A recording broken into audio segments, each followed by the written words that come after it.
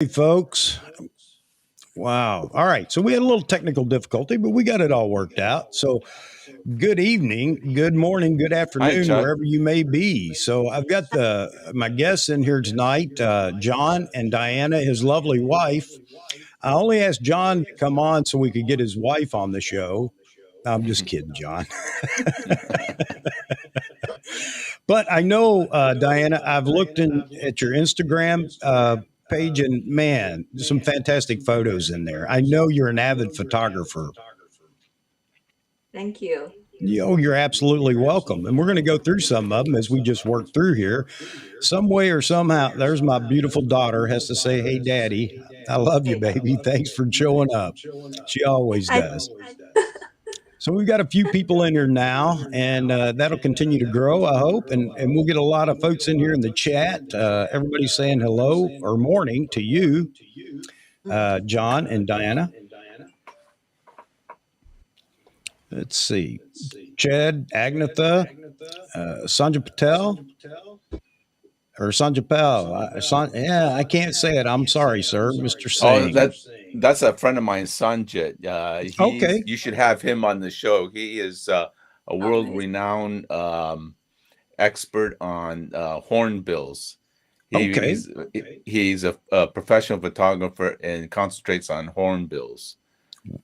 Wow. I'm all for it. If he's willing, I'm all for it. Or his pictures are amazing. Well, I'm for it, and we'll definitely, if he would like to come on the show, we'll definitely do that. So, absolutely. All right. So, after the live stream the other night, John, and I had such a good time. You're such a good guy. It was a lot of fun. Enjoyed the stories that you have. And I think the thing that I enjoyed most was when you were asked what's your favorite camera, you said the Nikon Z9. I thought that threw me for a loop. I was expecting an old SLR or something like that, but the Z9, and that's fantastic. So you're embracing the new, the absolute new. And I really like that. A lot of people in here may have some questions about that as well. Sure. And Diana, Leica, Fuji, Hasselblad. Yes. Wow. Okay. So we've got something for everybody. So, and there may be questions about that. So let me throw this out there real quick. The public service announcement. Hey, folks, as you begin to trickle in here, I appreciate it. I love you guys showing up. We got a great community going on here, and maybe we can get John and Diana to join us in our community. If you like these streams, please subscribe. I'm really trying to get up to a point in YouTube where I can do some more promotion. And that's really all it is. It also makes me feel good, So if you would do that and share this with your friends. Yeah, Woody says we still have an echo. Hello. Yep. Hey, Ted. Good evening. Well, all right. So we'll continue here. Next thing, what was I going to say? Oh, the phone line is open. So for those that want to call in, let me drop the number in here real quick, and you'll be able to call and talk directly to Diana or John. And we'll get this in here real quick. And let me pin it. There we go. All right. So now, Diana, John, the viewers in the audience in the chat can actually call and talk directly to you. So if anybody wants to do that, the line is open and we'll be taking calls.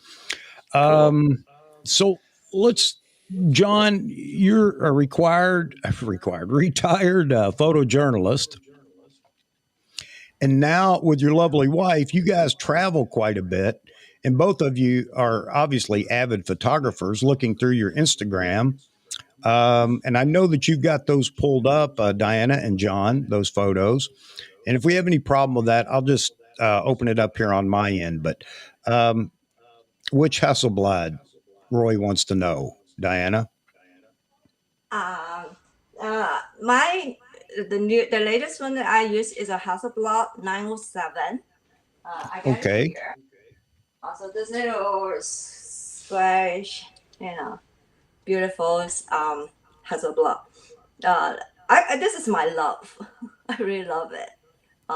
It has its limitations, but it's a different way of shooting than a DSLR or a different kind of camera. But this Right. is it's my love. It's like a passion. It's a passionate love, that kind of camera. Roy commented, he said the new sexy one. Actually, it is really cool. The way you hold it is very different than Right. different. So I notice you're kind of a creative when it comes to photography. You're looking for something different, looking through your photos, and you Mm, like light. I see quite a bit. So you're looking for light, and that's a fantastic camera for that. mm. Yeah, it is. Because you have so many megapixels, you have a big sensor, so you will be able to pull out some of the dark area. That you can actually, because it's shit in 16 bits. Yep. So when you processing, you can actually pull out quite a bit of a shadow. You can still see the information in the photo without actually destroying the highlights or destroying the other stuff. So Right. really much easier to work with. And I find that this one, the Hasselblad, and also the GFX 100S has the same characteristic. You can actually pull out quite a bit of shadows in the post production. Yeah. A lot of people are raving about that Fujifilm. What is it? The X100 or G or whatever. GFX 100S. GFX 100, right? And some of the people in the Nikon camp are now talking about Nikon should come out with a medium format camera because everybody thinks that the new Z mount is large enough to handle a medium format sensor. So I don't know. I think it's a bit too much for Nikon right now, but I understand what you're saying about especially the Hasselblad with the 16 bit. Mm. Man, that would be beautiful in studio. Yes, yes, definitely, definitely. Uh, Let me go back up here. We already got a question. This one's aimed at John. Now that you're retired, what's your favorite topic, genre, subject to shoot? Now that I'm retired, I still like to go out and do some street photography. Um, I enjoy that. And then when we go on trips, of course, I really enjoy the lifestyle, portraits of different cultures and people in the different countries that we go to. So yeah, portraits for sure, Is it nice to get and away from the lifestyle. the chase, which is photojournalism, and just be able to shoot and relax? Oh yeah, yeah. I mean, for sure. I mean, one is just relaxing. You just do it for yourself. The other is just, I mean, it's game on. It's just like intense. You know, if you just want to talk about the elephant in the room, this Ukraine situation. If I was a younger photographer, sure, I'd be out there in Poland or Romania trying to get inside the border because, Diana's probably happy you aren't. yeah, of course, No. your next Pulitzer picture is going to be out of there for Right. sure. So, Yeah. um, no, of course, I was hell of a lot younger then, but now I just relaxing, taking pictures slowly.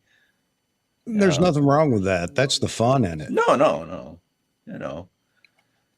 So, Diana, did you become a avid photographer based on what John was doing, or did you always have this love for photography?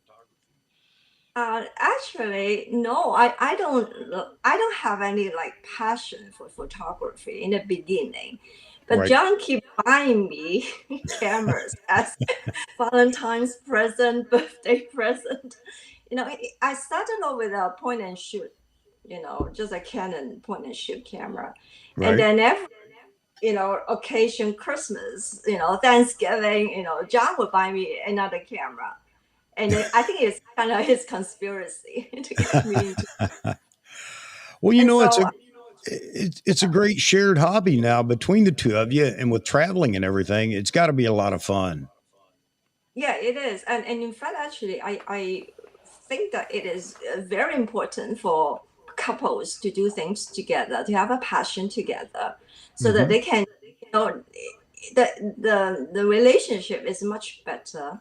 Except for sometimes, when we are shouting at each other, he's trying to do my shots, and I'm trying to get his angle, But just kidding. I think that is a very important thing for couples, to do things together. Oh, Um, absolutely.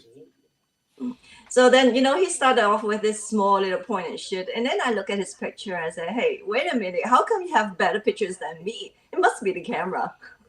So, of course, we all started like that. I guess. It's a gear. Oh, that's So, great. That's great. My wife won't mm. touch a camera. As a matter of fact, she wants a photo with her phone. She'll bring me her phone and say, "Here, take a picture of this." Actually, the phone is very good now. It is. It is. It's very good now. Mm. We got a question here. This is from Vitali. He's a wedding photographer. John and Diana, if you had only one camera to work for 1 year, what camera would that be? You Yeah. go first. That would be very hard for me to choose. Very, very hard. If I had one camera to work for 1 year, I think I will choose. It's so hard. I think I'll choose my Leica. My Ah, Because I am used to it. I think right. one of the best camera is that you're very familiar with the camera. I can the buttons I can use it without looking at it. I know where the things are. If you have to actually work with it, and I have a lot of lens that cover from the focal length of 16 mm to I just got a Sigma lens, to 600 mm L mount. So it was Oh, just they cover the whole focal range. right. So work camera. If I have to go on a trip, of course I would take my Leica SL All right. SL2. Is I For me, I would use. I mean, he's specifically speaking of wedding photography, right? no, I think he's just talking in general. He's a Oh, wedding photographer. um, of course, if it was for work, uh, I would definitely for sure pick up my Z9 Nikon because I I know it inside out and I know exactly what it's going to get me, and it's going to get me my goods without any hiccups or problems or anything. And I have total, 1000% confidence in something like a Pro Nikon. Plus, I understand all the lenses and stuff, and the menu is something I've been using for a while, 12, 15 years. So it goes along with what So, yeah, Diana's I would do saying. that. She's familiar with her Leica. Yeah, for her. Diana, do you shoot the same genre as John, or do you shoot other subjects as landscapes, etc.? I actually more I shoot more landscapes than John, and I do more portraits. Travel photography. We do travel photography together. The one thing I don't do, or I'm not good at, is street photography, or journalism in photography. This is something that John can do. I can't do because I'm quite shy. I'm very Yeah. scared sticking the camera to someone's face, and I don't want to get scolded. So that is something that I'm still working on. But sometimes you just have to get into a close personal space to get that shot to tell a Right. story. So I think that part, John is much better than me. I shoot landscape with a motor drive. Just in case the rock moves, I don't want to miss it. Get the leaves in all different positions as they blow. Yeah. Oh man. So, before we go on any more questions, let's generate some questions by just letting you go through some of your photos. And if you want to go first, Diana, Yeah. and show us some of your work, and I'm sure there are going to be comments and questions there, and then people will understand what it is you enjoy shooting. I'm sure that comes out in what you're going to show us. So, Sure, I can share some photo, but I must declare that I'm an amateur photographer. I'm not professional. So we're not going to judge. We're not going to yeah, judge at all. That's the wonderful thing about the community here. We don't do that. So okay, you're probably going to get a lot of praise though, because I saw your photos and I liked a lot of your photos. I love the black and whites, and John, looking at some of yours too, going back there, the silhouettes. I like silhouettes, and it seems like both of you have captured some. So anyway, if you want to go through some of your photos, Diana, I'll pull the screen up here. There you go. Here we go. okay. Well, I share screen, so just give me a minute because I'm not very familiar with this one. okay. No problem. You ready? Yeah, I am trying to make sure that I open that. Just a minute. Sorry about that. That's okay. Will you be You able to see? Are you ready? There you go. All right. Can you see it? Yes, ma'am. Beautiful. Okay. Right.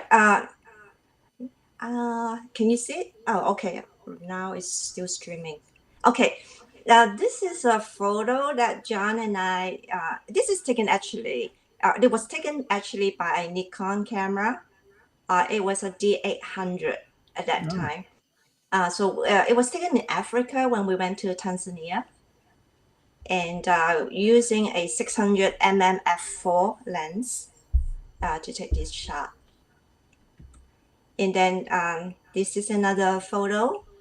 It was taken during the sunset. So we want to have this African sunset. it's beautiful. Yeah, and then we saw the sun actually going down towards the horizon, and we thought, okay, maybe if we can have a giraffe or an elephant, that would be fantastic. But we didn't get the giraffe or elephant. And then suddenly we saw something walking on the horizon, and it was an ostrich. I see that.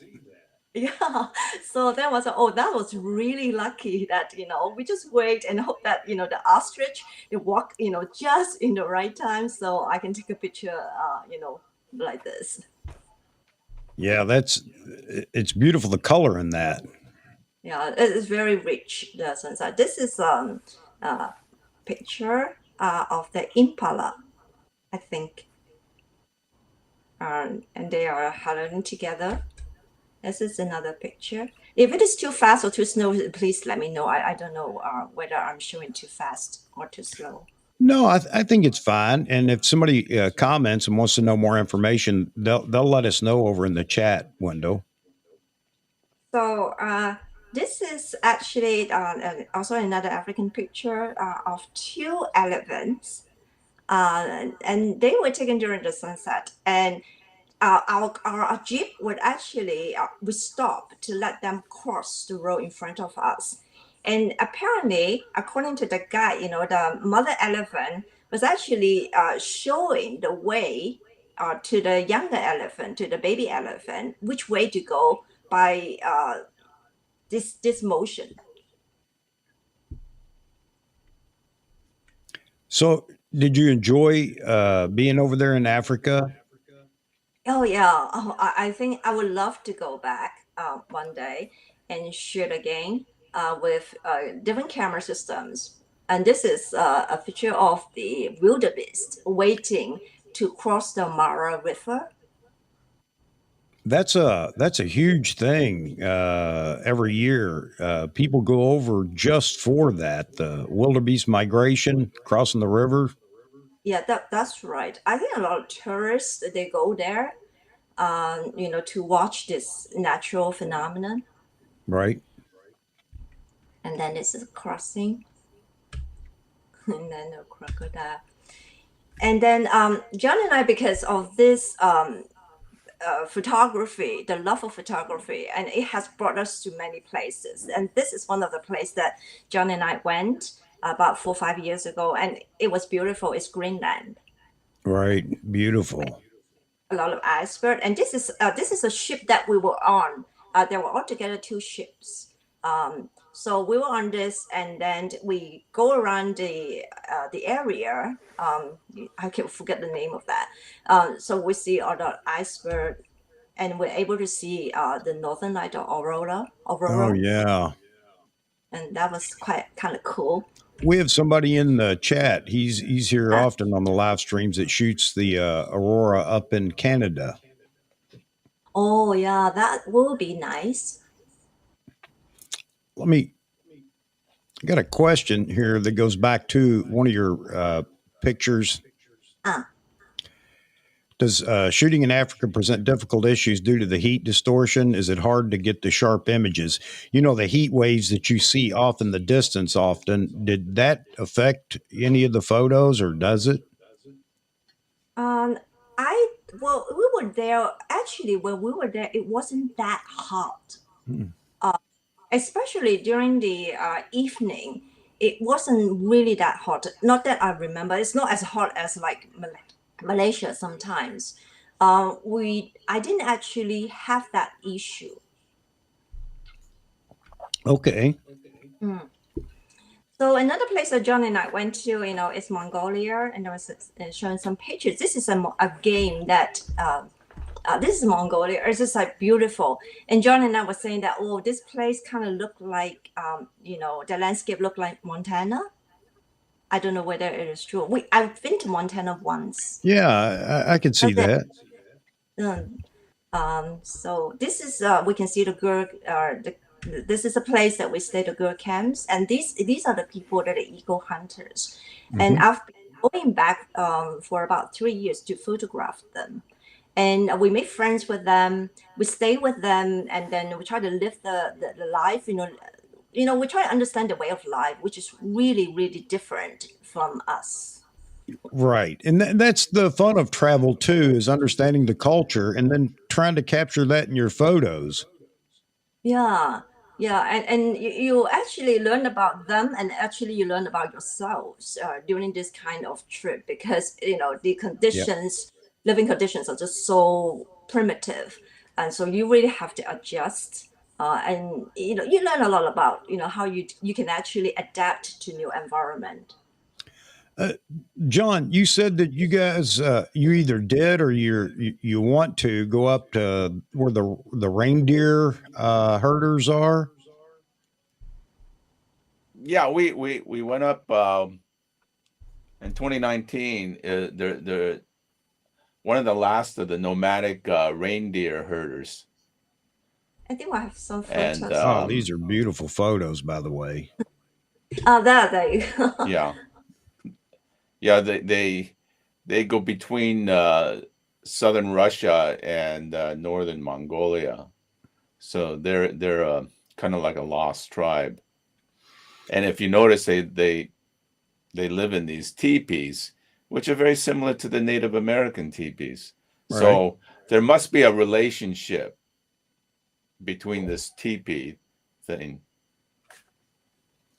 Yeah. You mean historically going back, both, cultures. Yeah, very interesting. I've seen something, I don't know, maybe it's the Tibetan herders that have their houses built on sleds, and they use the reindeer to pull them as the reindeer migrate, which is fascinating as well.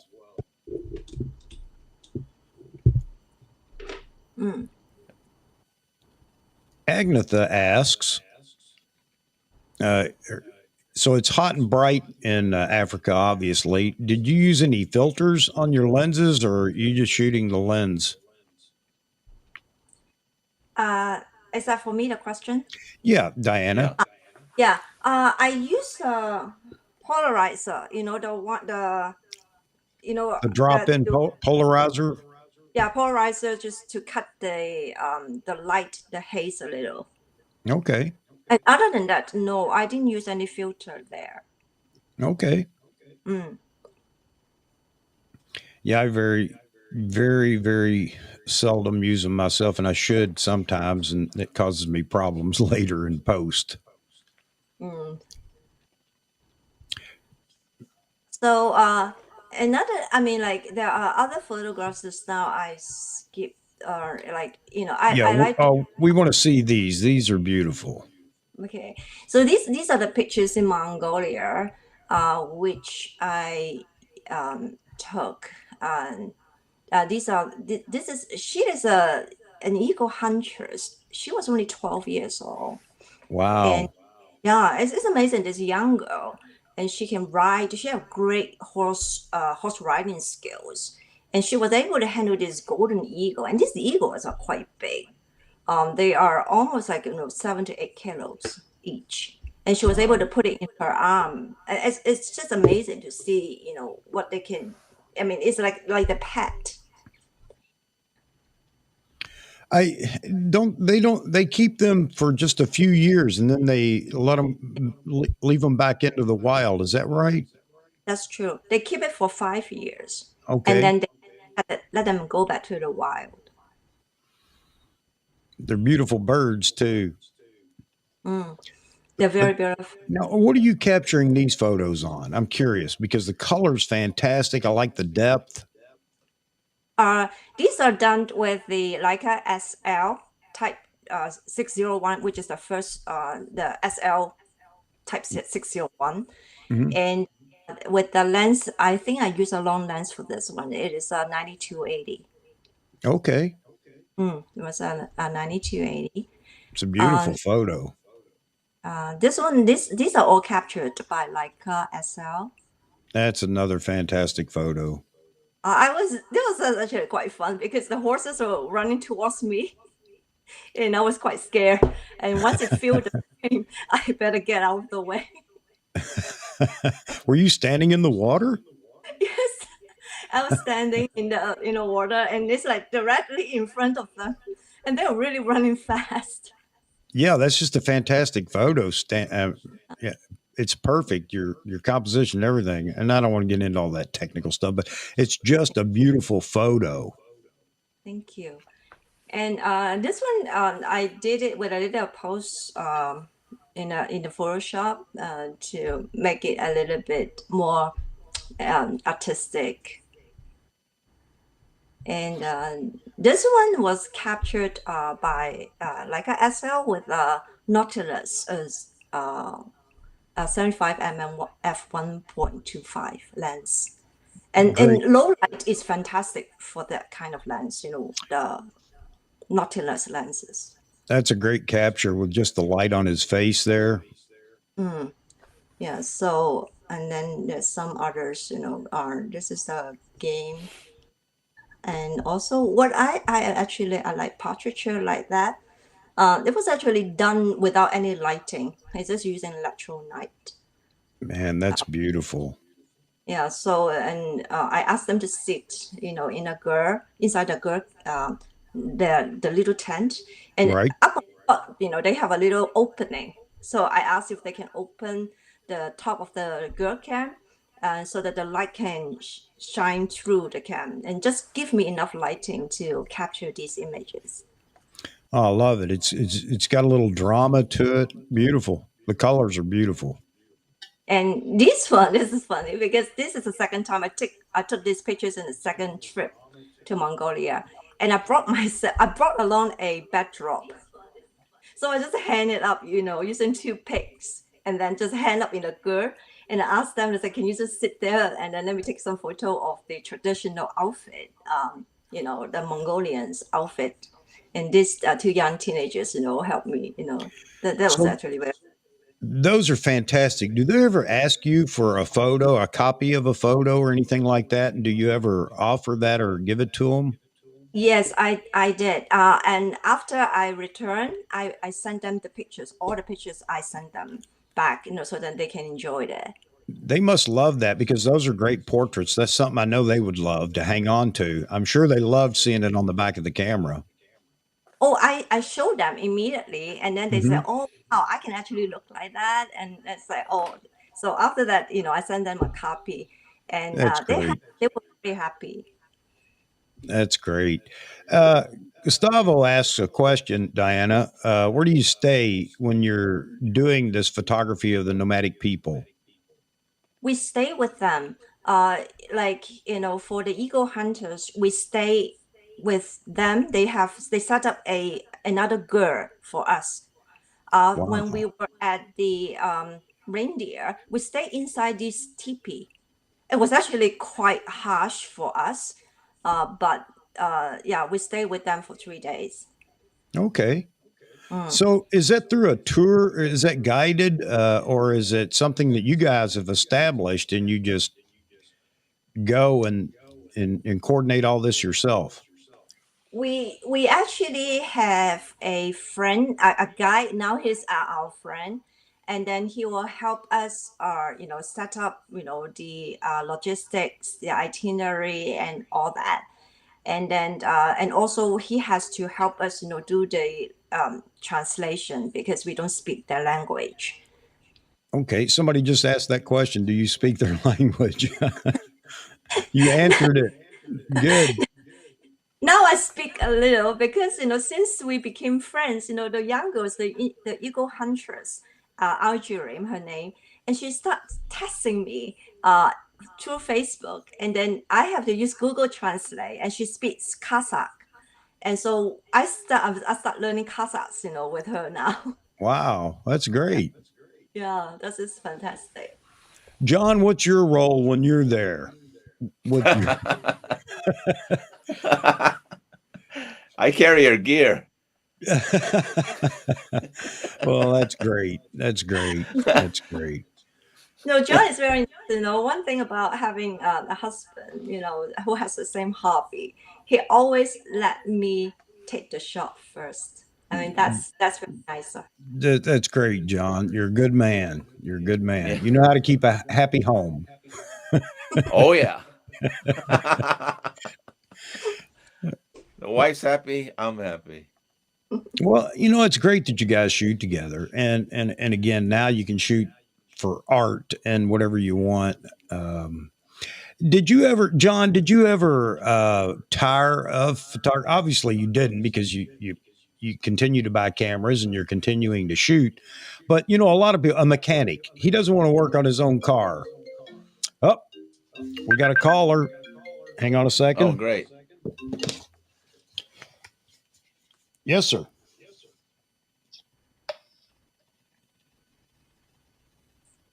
Chuck, can you hear me? Yeah, I can hear you. Hey, it's Vaughan. Can you guys hear Vahagan? What's going on, guys? Hey, Wait a minute. congratulations on your Z9. Rock and Thank roll. you. Thank you, John. Hi, Diana. Man, you must Meet be you. in seventh heaven. It's great to see your wife on here, and yeah, it's very nice to meet you guys. Hey, Diana, did you know that John, we're starting a rock band together? I didn't hear. Hang Can on. you hear me, Chuck? Yeah, hang on a second. Let me make sure that we're good to go here. No, hang on a second, Vaughn. Let me.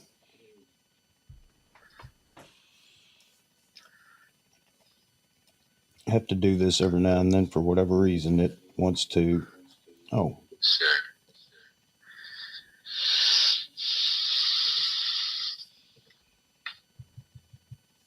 sorry, folks. Hi. The wonder of live. Yeah. Let me know when you guys can hear me, and then your guests. Oh, I know why. Vaughan, you got to call the other number, buddy. I Well, can you hear posted now. this number. We can hear you. What I can number? hear. I can hear now. You can hear. Okay. Hi, guys, can you hear me? Yes. Hello. Hang Yes. on a second. You posted the Yep. 475. Yeah, I just answered it on my phone. It rang through my phone. So they can hear me, Diana and John?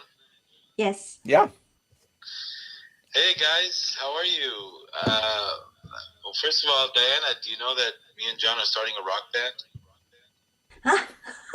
Yeah, I'm we're surprised. gonna play some rock and roll jams. Good. Excellent. Yeah, I just Our want band's to tell called you the that, I just Z9. want to say that you guys are awesome husband and wife team doing photography, and it just, you know, it's just something good. It's something great for the community. You know, I wish we could see more of this. Yes, I agree. I agree. Yeah, we're quite rare. You still there, Vaughan? I'm so happy for Vaughan to finally get his Z9, you know. And I Oh, I saw that know. video yesterday, and he had that grin from ear to ear. Yeah. Hey, Vaughan, call back. Sorry about that, folks. I go through this. There we go. Let me answer it over here. All right, buddy.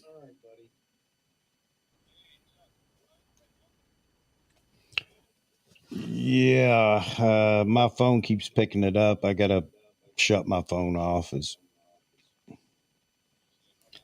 Nope, you should be good now. Cool.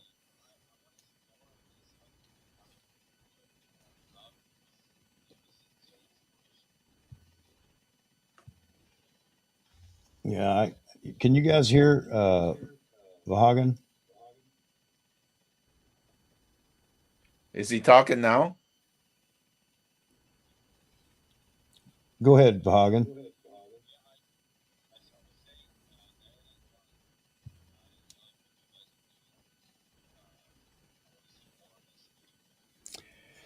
I don't know why. All of a sudden, this is aggravating.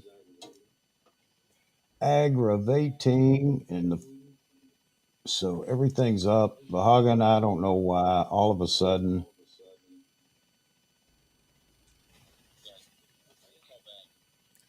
yeah. Give me a minute as we go on and call me back. For whatever reason, all of a sudden it just decided it doesn't want to. No output or no audio. All right. Sorry about that, folks. We'll just drive on here. Vaughan, give me about 10 minutes and call back because I definitely want to bring you back in to talk to them. All right. All right, folks. Sorry about that. You know the deal. Live. Anything can happen and always does. All right. Okay. So where were we at, Diana? I'm sorry. And John? I think someone asked me a question about why I choose Hasselblad. Right. Yeah, so maybe I answer that. I think that uh, there are two reasons. The first reason, I think a long time ago, I saw a photo on the Nat Geo site, and it's a photo of a landscape. And I saw that and I said, wow, that is so beautiful. And how come I cannot have that kind of clarity in my picture? So then I look at the camera at that time. I think that John is that the camera called it's a Pentax 645, isn't it? John, is a medium format camera? The Yeah, Pentax. Pentax. Pentax 645, right? So I saw that, and then that was the reason why I started to get interested in the medium format camera. And then I shot the with the SL2. In SL2, like you have a multi-shot function, and when you shoot multi-shots, and the file size go up to about 300 megapixels. and you can see amazing clarity with that, multi shots. So then I said, oh, okay, wow, when I actually tested the Hasselblad and then the 100 GFX 100F X 100S, and then they have the same kind of clarity. That's the reason why I was like, wow, this is what I want. I love it. And then especially in prints, when we print out the picture, I mean, it was just amazing. Okay, hopefully we got that set.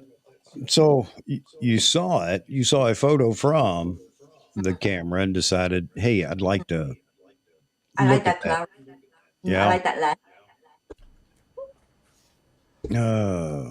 Biography just said he was real close to buying the SL Leica. I don't know. For it's it can be challenging, Chuck. Yeah. Yes. Yeah, it can be. I don't know. The Germans have a really peculiar way of looking at things. Yeah. Yes. The new Um, 11 just came out, right? Or is it available yet? I know they just developed it. M11 M11. Yeah, the M11. is not available yet. I Oh, mean, okay. right in this part of the world, I think that some people already got the M11, Oh, okay. but yeah, but like I checked with B&H the other day, and there's still no stock from B&H. I saw the video that Leica put out talking about the development and the production of the M11. It was an interesting video. Have you seen that? I have, yeah.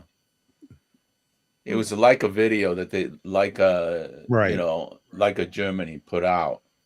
Oh, yes, yes, Yeah, I've it seen. was Yeah, Chuck, I've been using Leica for God forever, right?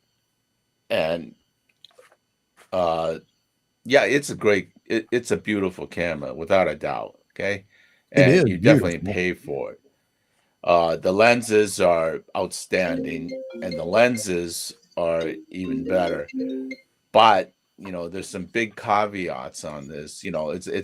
It's like a Rolex. Yeah, it's a beautiful watch, and it appreciates. Uh, does a Casio tell the same time? It's probably more accurate. But for me, the Leica experience is, it's a feel factor, and the image quality is, once you nail it, it's fantastic. But then again, like for my M10, it's a manual camera. So if I was to work, well, I mean, obviously you can't take a knife to a gunfight, right, Chuck? Yeah. And that's the way I look at it. Yeah. If I'm going to go to work, and I need to produce work for editors and stuff. Well, I can't. This is my opinion and Hmm. my experience. I can't take a like Mrs. Shy. So I take my Nikons. Right. You know, and I did own Canon for a while, but my experience with Canon, this is personally me, is that it just it's the image quality is not the issue. It's just my personal connection with it wasn't there. Uh, During that time, their EX560 flash, man. One day you go to I did several functions, and you blast off one picture and it's fine, and the next one is boom, it's overexposed. Mm. But my experience with Nikon Speedlights, especially the SB26, the SB5000. I mean, they're no brainers. It's right on. Right. I mean, when it comes to speedlights, Nikon, there isn't anything better than Nikon for speedlights. It's amazing the history that Nikon has, especially with photojournalism with the SLRs, and how all that kind of slipped away, even with DSLRs, fantastic DSLRs. And then when mirrorless came along, boy, Nikon took a big hit. Well, Yeah, they did. But you know, Chuck, in my experience, uh, I do with what I got, right? I don't Right. need I don't need the Ferrari or the Lamborghini. If the SUV works, I know how to use it. At the end of the day, I'll get it. I'll get the shot Right. by hook or by crook, you know. So when people, well, it doesn't focus as fast as brand XYZ. Look, I'm a guy who does manual focus most of the time. Give me a break, Look, I've been on the cover of Wall Street Journal and USA, Boston Globe, Miami Herald. I didn't have any issues, and I'm using D2X's, D2H. No, you're absolutely right, John, You know? and I agree with everything you're saying. I think that one of the issues, though, was the fact that a camera brand is going to fall into a niche, and then if it can't remain there, then it's just going to fall out of favor with everybody. And I think that's the problem. Is when mirrorless came in, it came in on the shoulders of Sony, and I hate to say that, but it's true. And Sony had so much time developing their cameras, and then the algorithm and processing power for autofocus, and then they knocked it out of the park. Now you have shot with, like you said, if I had to shoot manual, that's fine, manual focus or whatever. But all the people that are coming into the profession now, maybe I shouldn't say profession, but the hobby or whatever, photography, they're being led, and it's it's not a great thing, but they're being led by the influencers out here on YouTube and Oh their yeah. friends. Oh yeah. And the problem is that Nikon lost that favor because everything had gone to Sony, and then Canon caught up fairly quickly compared to Nikon, who's been, well, the Z9 is just otherworldly. I mean, it's just a fantastic camera. So Nikon's here now, but it's amazing at how much 3 years, 4 years can do to a brand when every new shooter was being convinced they had to go Sony, and some actually did go to Canon. Those of us that were with Nikon knew Nikon was coming. We stuck with Nikon. And the Z6, Z6 II, Z7, Z7 II are fantastic cameras. But I got to tell you, I was talking to Vahagan today, and he said the same thing. He said, it's funny how I don't want to touch my Z6 II anymore. He's got the Z9. Um, and I felt the same way. But for video, I'll tell you, those are fantastic cameras, and I'm using them. I'm using the Z6 right now. I love them for video, and stills are fine when you're in a studio or you're doing landscapes. And Z7 II rocks doing landscapes and things like that. But everybody was listening to action photographers and everything else, and autofocus speed and everything, and that's why Nikon had slid down the scale a bit. I agree with you. You can get it done with what they offered, but they also need sales to continue to give us this great technology. So Yeah. that's why I Yeah. was all about, letting Nikon know you've got to get with it. And a lot of my live streams were all about that. Don't tell me, you can, and you have people in chats and forums, and they're saying, well, if you can't get the shot, I understand that. I get that. But I'm talking from a marketing perspective and keeping Nikon going to give me what I want. And they did with the Z9, but they've got one more camera they've got to get out, and that's that gap. So they have to go from where the Z7 II is right now up to where the R5 and the A7 IV and A7S3 are, and be competitive in that slot, because you have an enormous number of Nikon shooters that can't afford the Z9, but they want those features, not everything, and they're waiting for that smaller body. And I bet Diane will agree with that, uh, camera that has a lot of these features that the Z9 has. And then Nikon has in my opinion, their camera roadmap complete. Then all they do is upgrade from time to time. But that one camera has to be there. The D850 replacement, Roy just said. And I absolutely agree. I have a DA50. It's a fantastic camera. It has been forever. Coming out of the D800 series lineup, I had the D800, the D810, and the D50, which I still have. So anyway, that's just my thoughts on it, John. I agree with you. You can do anything you need to do with the Z6 series and the Z7 series, except for that autofocus. But I trust Nikon now. They're going to rectify that, whether it's in a firmware upgrade for the Z6 II, Z7 II, or it's going to come out in that next body, which we'll just say Z8, since it's missing a body. It's just a moniker right now. So just my opinion. And the folks in the chat will tell you, yeah, he gets on that stump every now and then and goes over this same thing. So, well, I think, Chuck, a lot of people get caught up into this quagmire, and where they can't separate the trees from the woods. True. And then everybody starts drinking this the same Kool-Aid, right? Now I've used a Sony. Yeah, I mean, hey, let's be honest with you. Sony is the big dog. I mean, they're a huge company, and they're the world supplier of sensors. So they'll probably keep the best for themselves. But my experience with the Sony wasn't so good. I don't like the body, because it's Right. if you're going to spend almost close to $7,500 for a Sony A1 with all the bells and whistles, but yet you're getting the same body, basically the same body, Chuck, as an A7 II from 8 years ago, or 6 years or 7 years ago, which is a couple of grand. I don't get it. Yeah, right?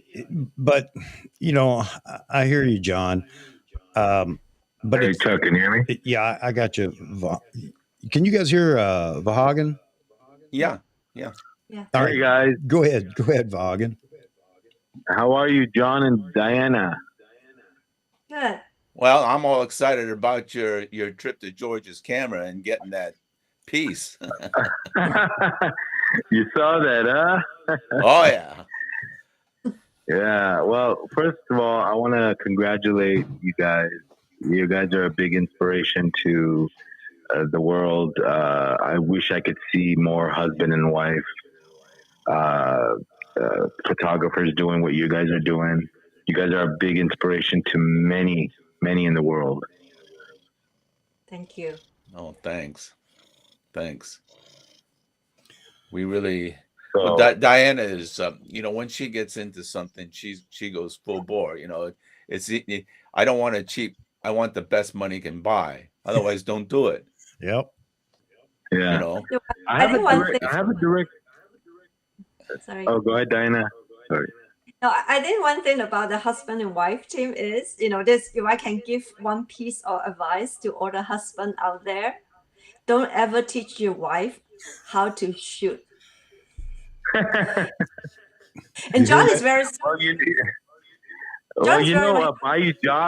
Bayou Josh is him and they're a husband and wife team, and they go out and do birds, and his wife just bought a Sony, and he's with a Nikon. I don't know if you've heard of Bayou Josh, but I love to see this in life. You know what I mean? It inspires me, because a lot of times, I'll tell you right now, a lot of times the relationship between photographer and the spouse is not really, it's a blind relationship, meaning the spouse is a photographer and the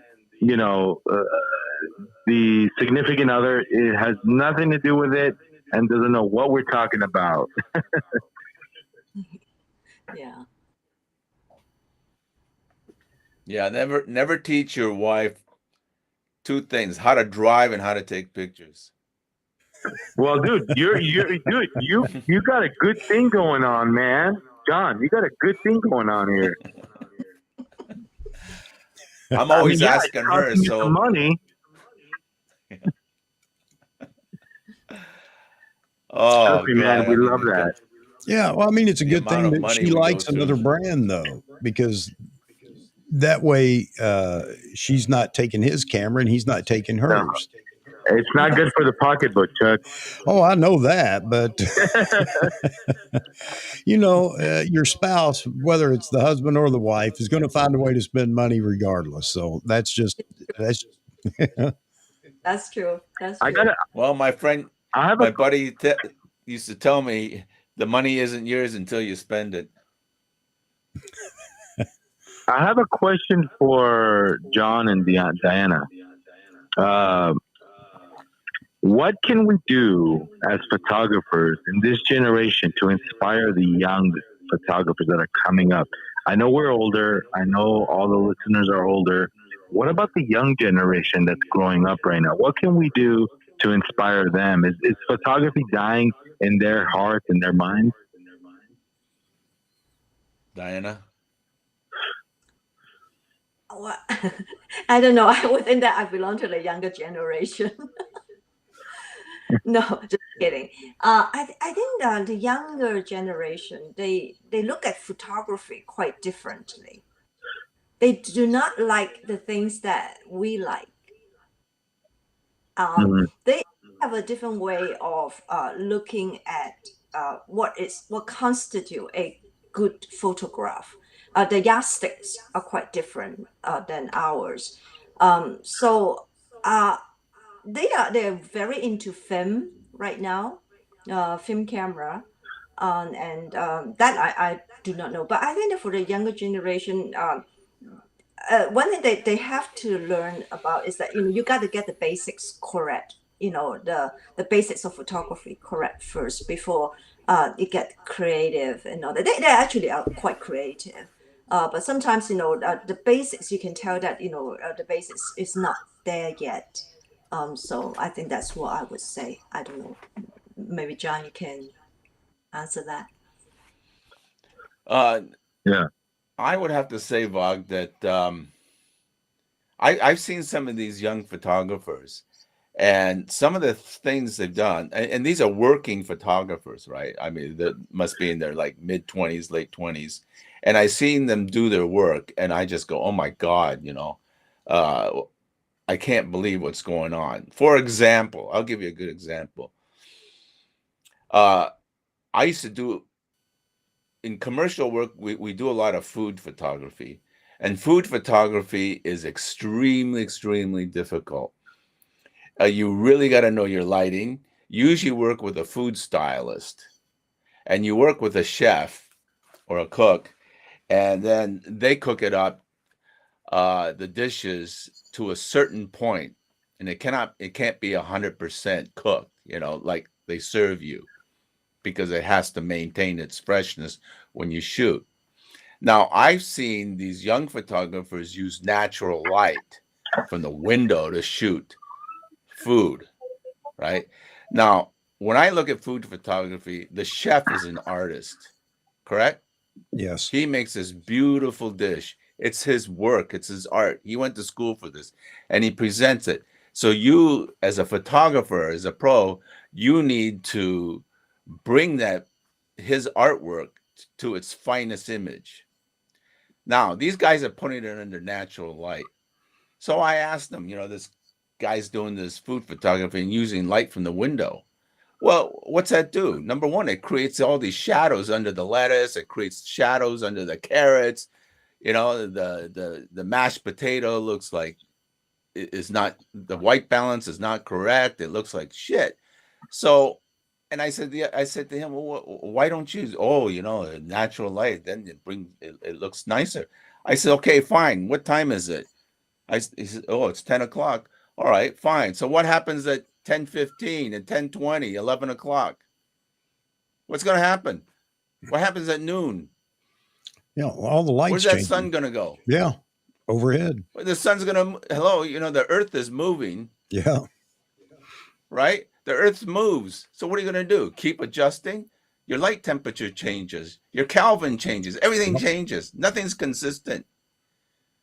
So, and it's part to blame because of the client wants to pay what, $100? Yeah.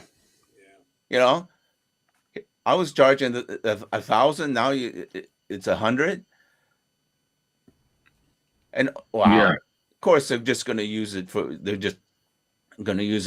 Facebook or for their social media anyway. So I find that the professionalism, the bench has just gone down. For example, what's another example? Okay, as hobbyists, young hobbyists, they're really into this hipster thing. You know what that is, Chuck? You know, these hipsters? Yeah. You know the term, right? So these young hipsters, you know, they walk around with a Leica M6 or some film camera around their neck, right? And going out into New York, wherever, taking pictures of whatever. But to me, when I look at the pictures, also it is just another slick picture using expired film or cross-processing film because it's cool. And then they'll throw it up on Instagram or whatever, and there's color shifts, there's degradation of the old film, but oh yeah, it looks cool, man. But John, isn't that creativity and art in itself? If that's what they want to do, I mean, I'm not taking up for them, but I get into that conversation with a lot of people often about, for commercial work. I'm 100% with you on that. White balance, composition, lighting. Yeah, it all has to be there. But expressing yourself, with even if it is exposed or not exposed, but old, out of date film and everything else. I'm not trying to pick a fight with you. I just want to get the creativity piece in here because that's what they lack, if anything, anymore. A lot of people, they're too caught up in the numbers instead of give me a photo that just drags me into it and I want to look at it. I don't care if. Go ahead.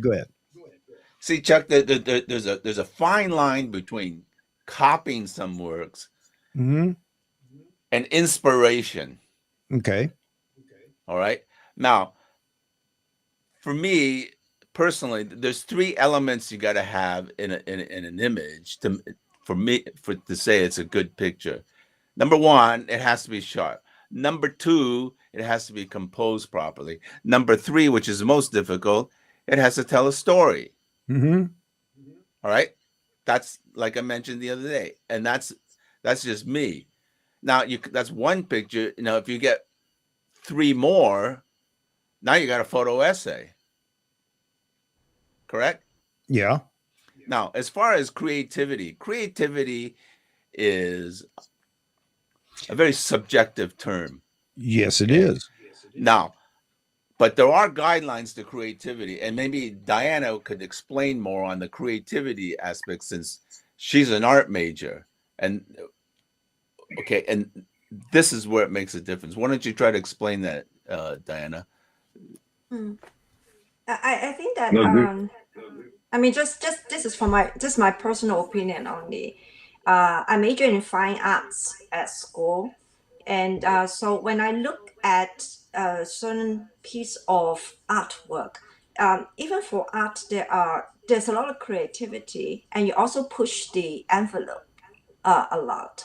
But behind it, there is still certain yardstick and benchmarks that defined the beauty of art. So when you look at picture, as John say, sometimes you will have certain kind of pictures that define as art. It's very subjective, but that has to follow a certain movement. And there are certain basics on that, on an art basis to define it as art. It's not like, I take a picture and then turn it into black and white, and then or call it an art piece of artwork. I think that there are certain criteria. As an art curator, we tell you, okay, this will be, within this certain period. What you're trying to say, what you're trying to express. There is something still a lot to be learned, about art itself. Oh, and I agree. And John, all the points you brought up are absolutely right. But bending the rules in those points, underexposure is, is criticized by so many, but it's what you saw in that photo and you underexposed it just for the feeling that you got out of it. And that's what I'm talking about. I'm not talking about Yeah. it's using all those points that you mentioned, but using them the way you want to use them. Yeah, Okay, well, for example, I'll let's tell talk. you. I'll tell you right now. Um, I'll make my point and I'll get off the line so you guys can talk. But you know, I was working with a younger fellow and he wanted to cut corners. You know, like, oh, let's take the picture. You know, well, wait a minute. What about understanding light? What about understanding shutter speed, composition? You know, I think the younger generation, we don't guide them the right way. I think we're in a big time uh, trouble in the future getting really good photography out, because this is why I started my channel, to inspire young generations to learn photography and take the steps in their journey. And they just want to cut corners. And I just feel like, you know, we need to take the time as the older generation, uh, that we actually put in the time. We put in the time to learn photography. We put in the time to ask questions. You know, we just studied photography, and I think these younger generation photographers, I'm talking about teens, early 20s, with the social media experiment with Instagram. I think social media and Instagram is really killing the photography art. And I think we need to like instill young minds, young brains. Look, there was people before you guys studying photography. And I think if we don't stress that enough in our kids and the youth and in schools, then we're in trouble. All right, guys, I'll get off and you guys will, I'll listen to you guys talk about this.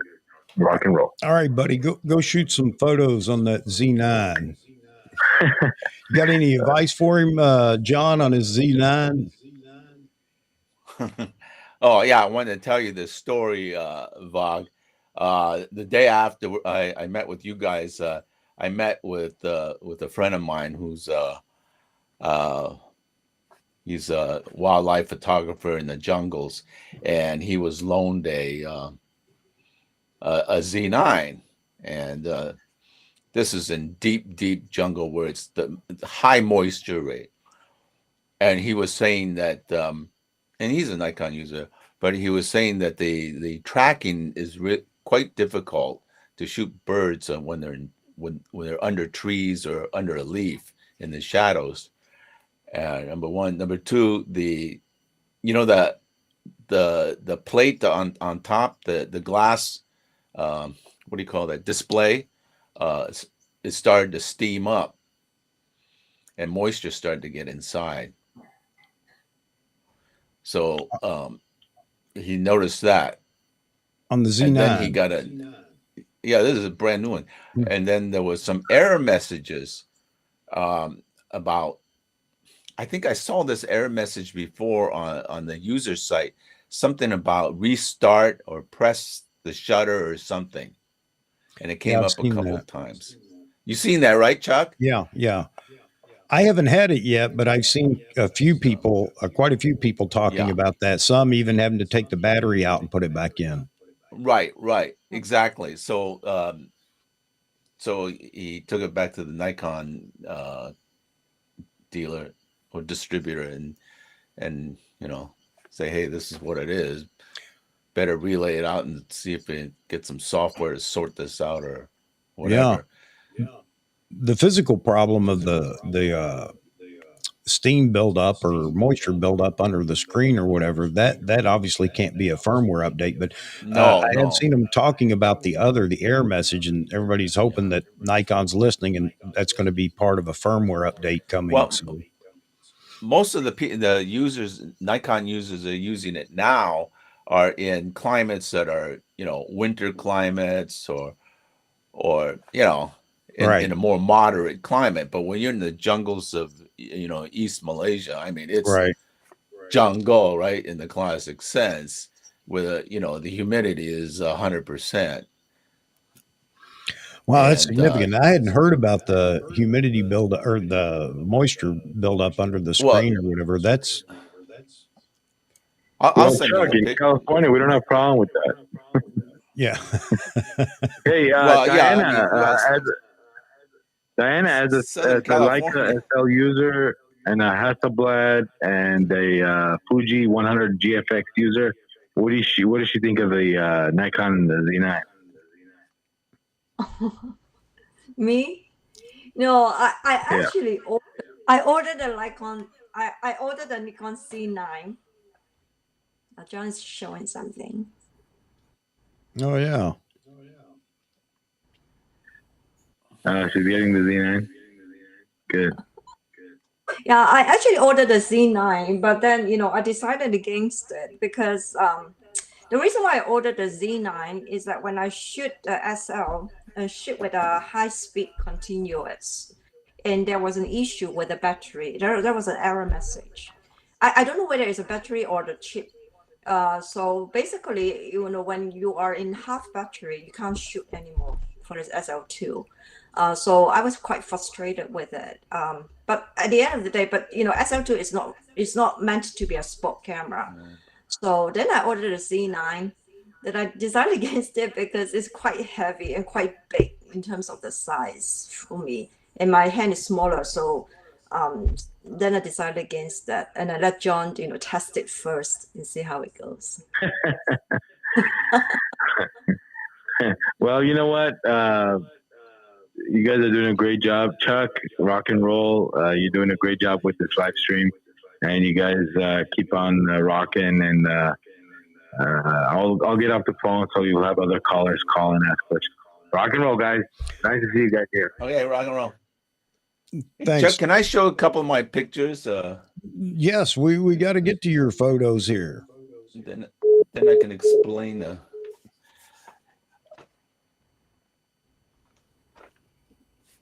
Hang on a second. Let me switch the switch.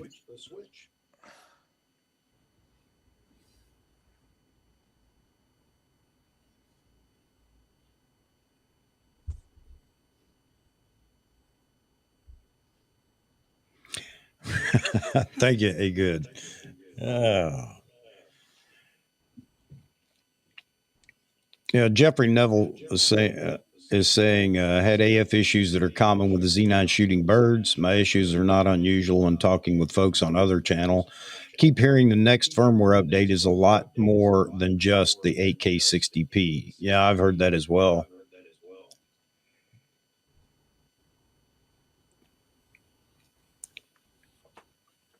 I think Jeff says his name Jeffrey Neville. I think he asked me another question.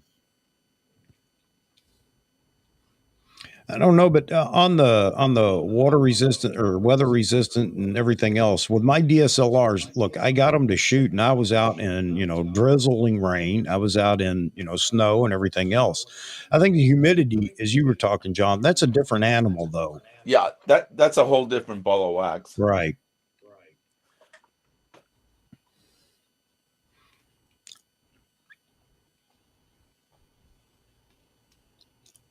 Jeffrey, right, Neville?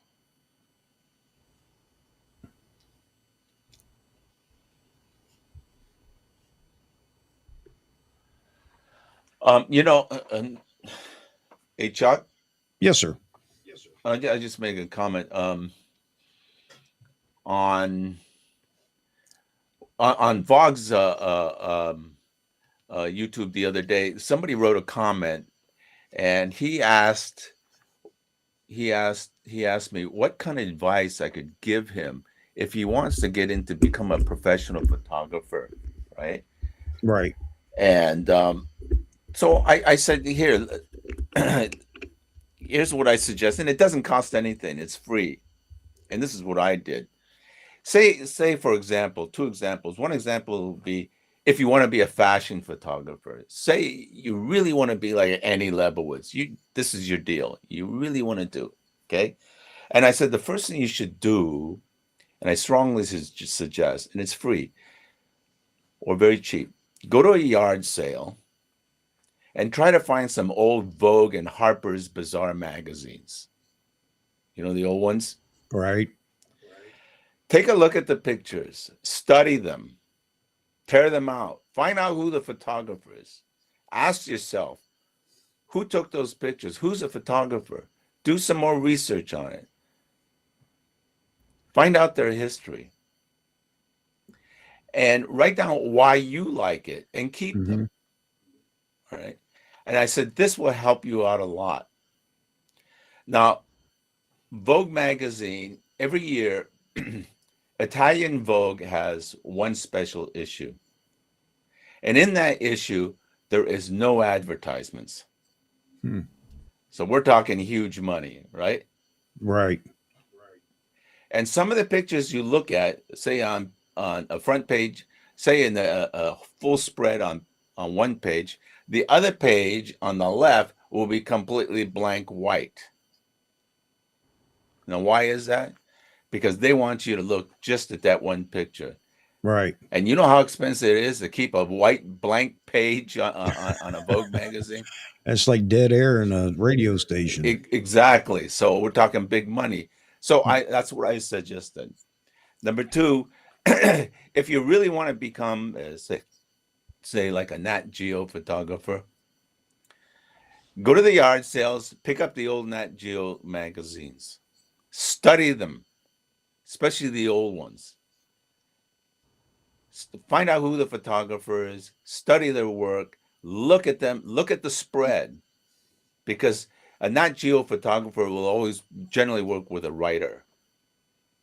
And the title is Nat Geo. What is National Geographic? Right. Geographic. It has to do with geo and graphic, land, the world, and everything in it. So you look at the pictures and, hey, what lens did the guy use? Why did he use it? What f-stop you think he used? What kind of lighting? See, and this will help you in your pursuit. Instead of just going getting the fancy camera and start whacking away, and you say, "Well, hell, my pictures, how come they don't look like that?" Right. You see. So when you have a template, and by looking at these magazines and these masters, right, you get an idea that you have to look, like I said the other day, you have to see things differently. Right? So I've heard this advice, especially on the fashion photography, from somebody else, a fashion photographer, talking about that. Go back to Vogue and all the other publications that were out. Now it's all digital, and look at those and learn what they're doing in those publications. So yeah, I follow you 100%, and I never considered it for Nat Geo and being a wildlife photographer, but on that level. I'm sorry, I didn't mean to interrupt you, but I just wanted to let you know that I've heard that before. Yeah. So, like one of my favorite Nat Geo wildlife photographers is Nichols. Have you heard of him?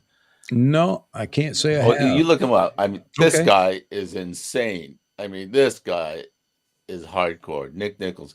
And you know, what kind of camera did he use? He was like an old Nikon N90, you know, or F90 or whatever they call them those days, film cameras. And he'd open up the back to change film, and you get a bunch of flies inside the film pack before you can even close the door. So, but his pictures, like, oh my God, you know, I mean, they're just, and I bet you, you know, he's probably laughing at people who say, well, you need 120 frames per second to get the line. You know? Yeah, I know. Right? I know. Yep. And that's a valid point. Yeah, a lot of people, you know, use that a lot, and I agree. It's a valid point. We wouldn't have any photos, I guess, if if you couldn't get it without 120 frames per second. You're right. And for me, I looked at Time magazine and Life magazine, like Vietnam War photographers, Tim Page, Don McCullen. Those guys, Dickie Chappelle. Dickie Chappelle, I don't know if you know her. She's a woman. I know that name. Well, I tell you, she was hardcore. She landed on Iwo Jima with the Marines, and this Wow. woman, and she shot an old M3 in World War II, and then during the Korean War, the U.S. Marine Corps gave her she became an honorary Marine.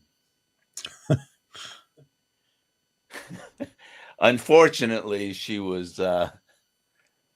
didn't make the landmine over there in Vietnam. I didn't know that. I don't know the history behind her. Oh yeah, she's incredible. And Don McCullen, he shot for IT for I think the Guardian British newspaper in Vietnam, and his pictures of Vietnam, of the battle away, and you see this Marine U.S. Marine guy portrait, and he's just got this absolute fear in his eyes, which is just drilling you. Yeah. So when you look at those compelling pictures, it's I want to do that. Or one of my favorites is Jim Natchway. You know Natchway? No. Oh, okay. He shoots for Time and that Joe. He's a big time war photographer, and you look him up. He's come to Malaysia quite often. He is unbelievable, and he uses equipment that's so beat up. Is it but he's into the fight. James Natchway. Natchway. And he uses he'll get in there with a 14 mm and stick it in your face, but he's got some unbelievable pictures. So for me, these are the guys that inspired me. Mm-hmm. So for young people, if you want to do this, like I mentioned the other day, this Marcus Jam who got a Pulitzer Prize. I mean, you look at his images, his eye. What's he looking at? What's he see that nobody else sees and is able to capture it? Mm-hmm. It's drilling, and that's the inspiration that I think. Getting back to Vaughn's question of how to inspire these people, hipsters walking around the streets of New York or walking the streets of Tokyo, taking slick shots with a wide angle. Well, I don't know, Yeah, I guess too is trying to understand what it is they want to shoot. Well, that's another thing. Now, you want to make money from this? Gee, Chuck, I don't know. Yeah, and that would be the other question. I think a lot of people do come into it thinking, they got a lot of family members that said, "Oh, that's a beautiful shot, beautiful photo," which your family will do for you. Except for my wife, she'll tell me in a flat second, "That's terrible," but but I appreciate it. I really do. So a lot of people kind of get caught up in that, and then they want to buy a camera because they see somebody out doing whatever shooting, whether it's portraits or something like that. And just like you said earlier, John, they'll think, well, why don't my photos look like that? Because they hadn't put in the effort and they really haven't looked at how you get photos like that. So you're absolutely right. But trying to figure out what they want to shoot. And you asked me the other day when we were on Vihography channel, what do you shoot? Or I told you, everything. I can't pick one thing that I want to stick with, so I'll probably never be good at anything. It's just, I see landscapes, somebody's doing beautiful landscapes, and I'm inspired. Let's go do a landscape. And I'm not saying that I expect mine to look like theirs, but same thing with portraits or sports. If there was one thing that I would like to shoot, it would be motocross. But now I'm getting a little too old to run around those tracks. But that was fun for me. Action photography, I really do enjoy. But now, how do you get a young person that wants to get into photography? I guess the first thing to find out is, well, what do you want to do in photography? And then, just like you were saying, point them in the right direction. Hey, go back and look at what's been done first and see what you like. Like I said, I'd heard that before. Somebody talking about fashion photography. Go get all those magazines and look at them. Study the pose, the light, the color, the whatever, everything about it. And, that's your starting point right there. So that's great advice. The glamorous shots of the 1950s, right? Right. I mean, you and I would know this, correct? Yep. The Hollywood glamour shots. You look at the poses. Rita Hayworth, Yeah. Clark Gable, and you see the and whoever the photographer and their looks and their poses and the lighting, and to this day, they're masterpieces, all Yeah. shot with a 4x5. They're using 4x5, 8x10 cameras. Yeah. They're using f-stops like 125. Yeah.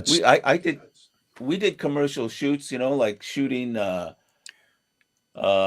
jewelry, for example, right?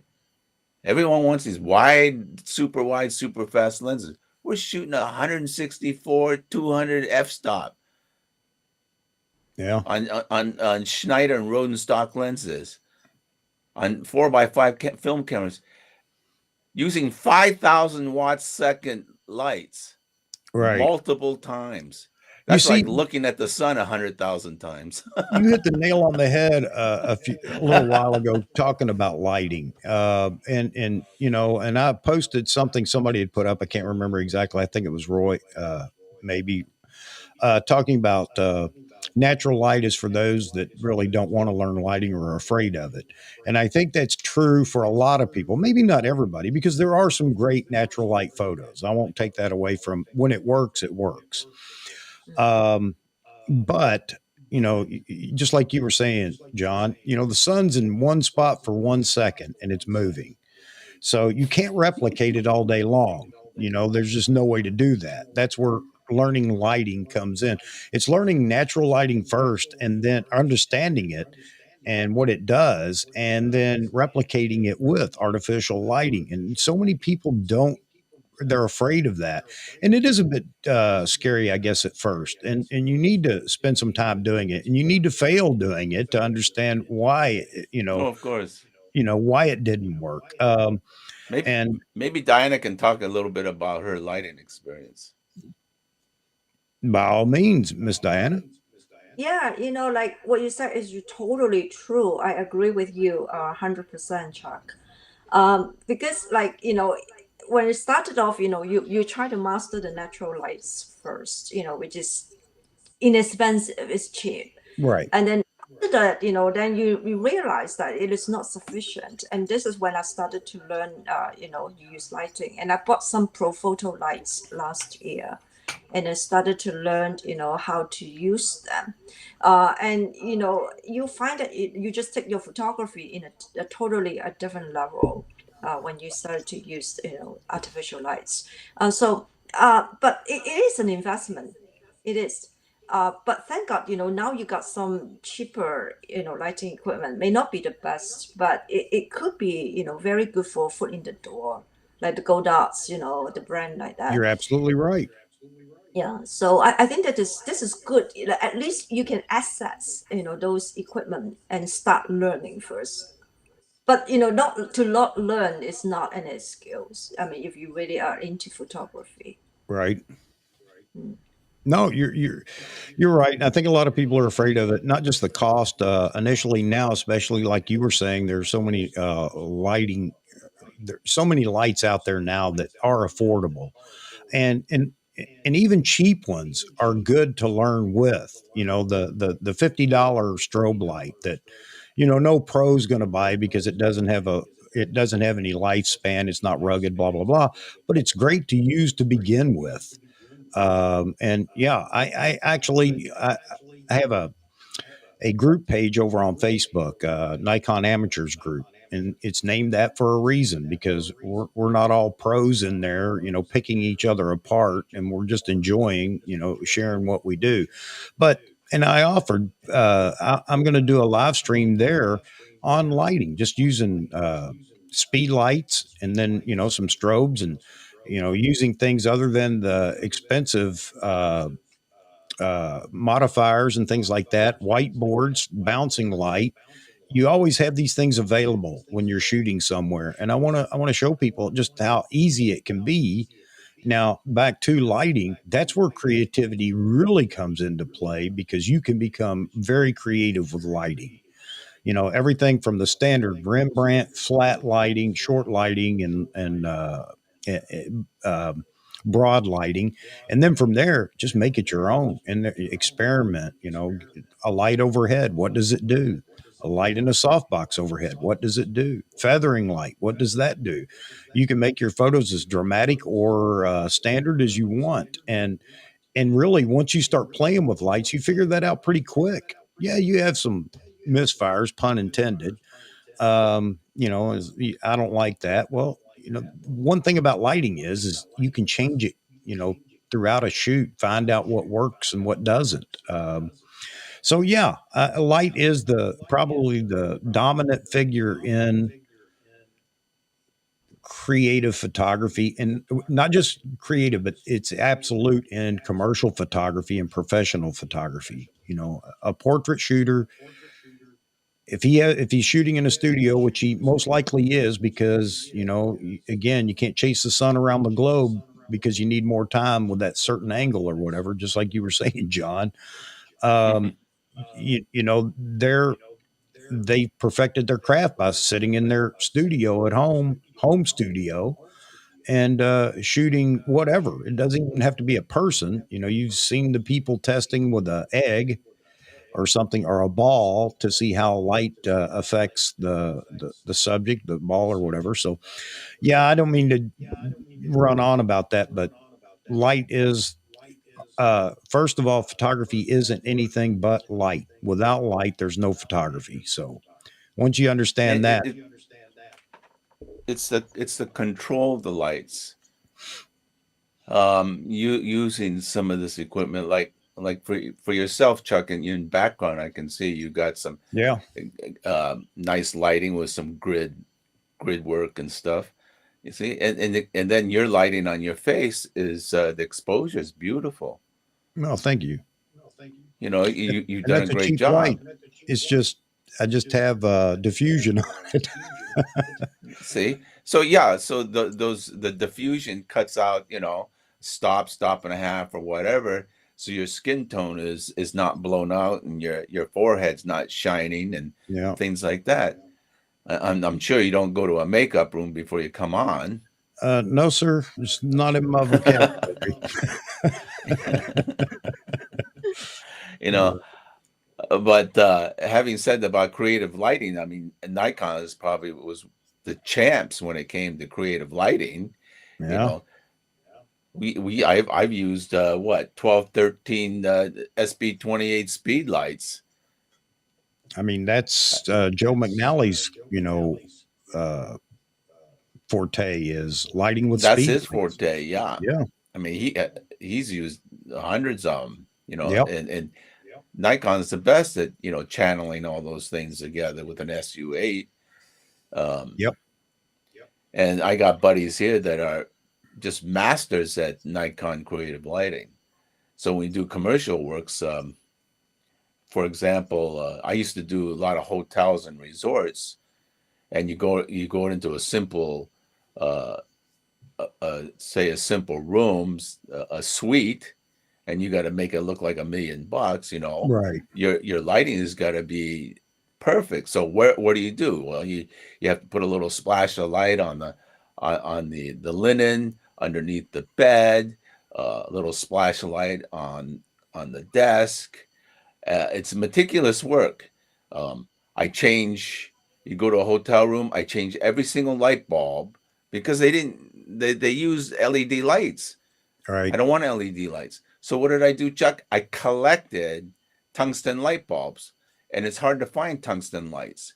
So Right. I collect them, and then when I go to a shoot, I replace the LEDs with tungsten, so I can get a nice warm look to it. So these are little the tricks and trades of the trade that you do, and then placing the speed lights in certain portions of this hotel room just to make it look nice, just right. Oh yeah, and you know, you It's bring that up, talking about color, changing the light bulbs for a warmer look in the photos. I noticed on your channel, your Instagram, you have some creative color lighting, and I think the samurai shot oh, the or the cosplay thing. yeah, Oh, that was yeah, just for fun. Remember we went to that, r- Diana, we went to that cosplay thing. We hired Yes, that model, and then what do we use that RGB multicolor light stick, right? LED lights, I Yeah, it think. looks like a Star yeah, Wars lightsaber, and right, it's cool. It changes the colors. right. But And you there you just go. That's the creative side too, mm, even in lighting. And there are a lot of people that like that. You know, they find mm. they love stuff like that. They love looking at that. But you're gonna get shot down if you go into a photography forum where everybody's uh, it's just not their thing. But that's part of photography too. So I guess that's where I was going earlier with the art side of it. It's not art as we know it in uh, Renaissance or anything like that. I just see it as photography is art, and it can be painted any way you want. Mm. Not all of it's going to Sure. be seen as good by the masses, but you express yourself. And if you don't like what you're hearing from people, then you change, or you just continue to shoot how you want, whatever you want, and you'll find a small group maybe of people that feel the same way, and that's your niche. That's where you're at. Um, but yeah, the lighting thing, John, you're absolutely right. And I love playing with light. I really do. That's one of my Oh, it's favorites. fun.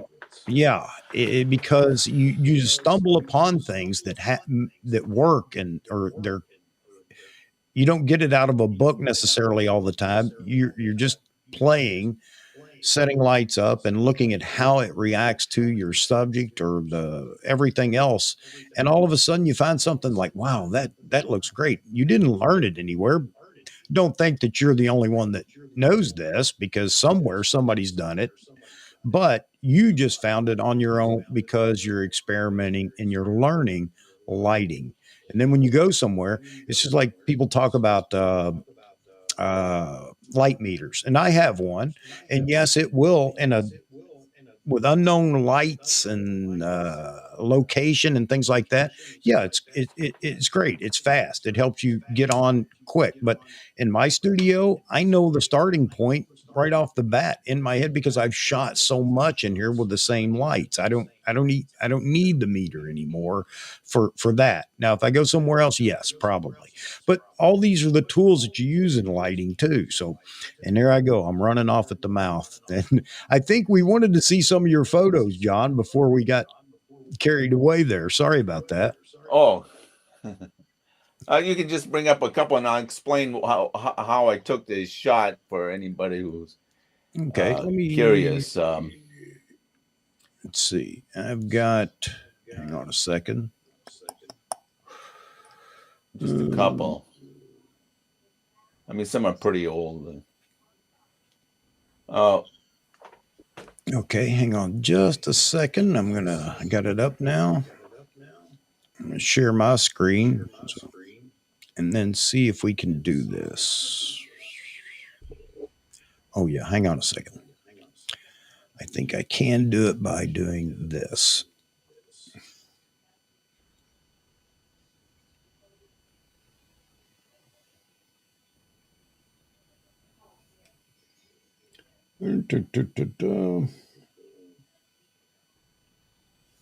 All right.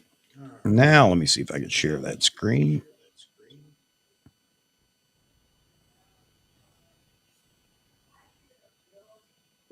Oh.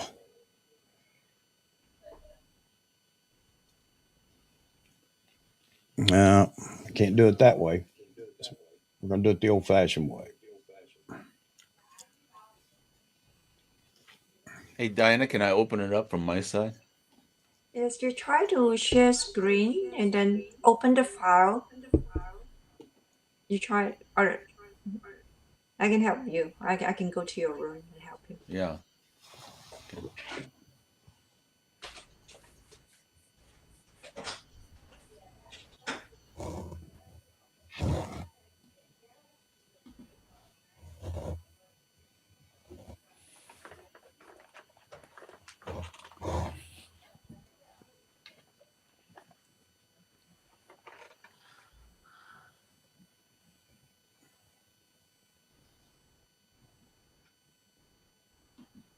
It's over there. That's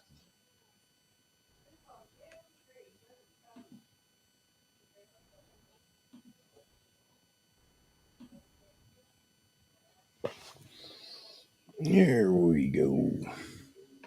Can you see? You ask.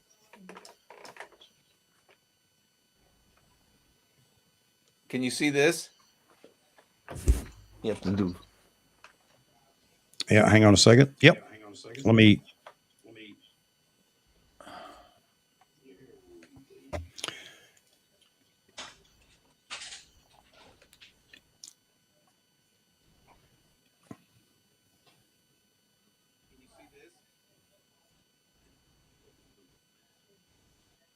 Yeah, hang on a second. Yep. Let me. There you go.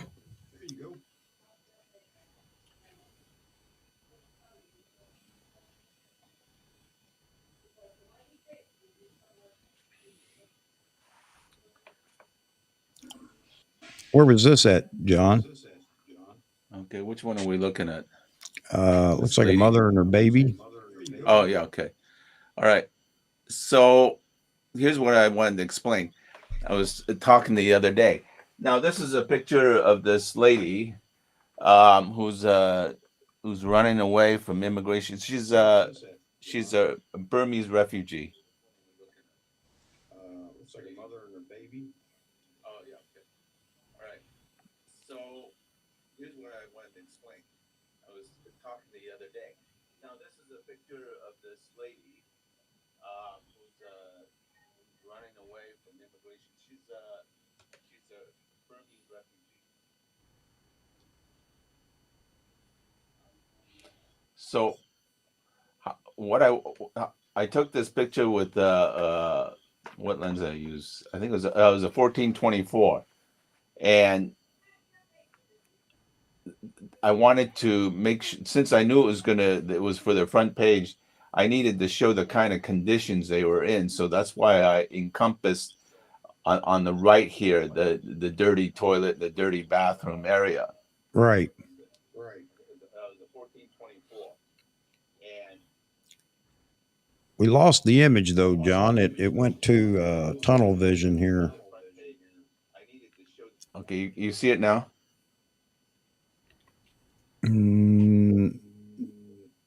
No, sir. No. Hang on, Diana's coming. There you go. You see If it you now? maximize it, the green dot. There you go. Yeah. You see it now? Yeah.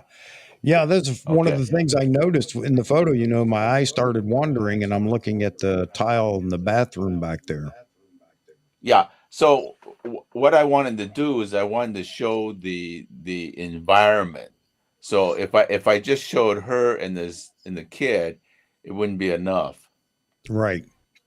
So so for the story is their plight. So you're in that mindset when you're doing photojournalism. That you're looking for the whole story. You're trying to get as much of a story in a photo as you can.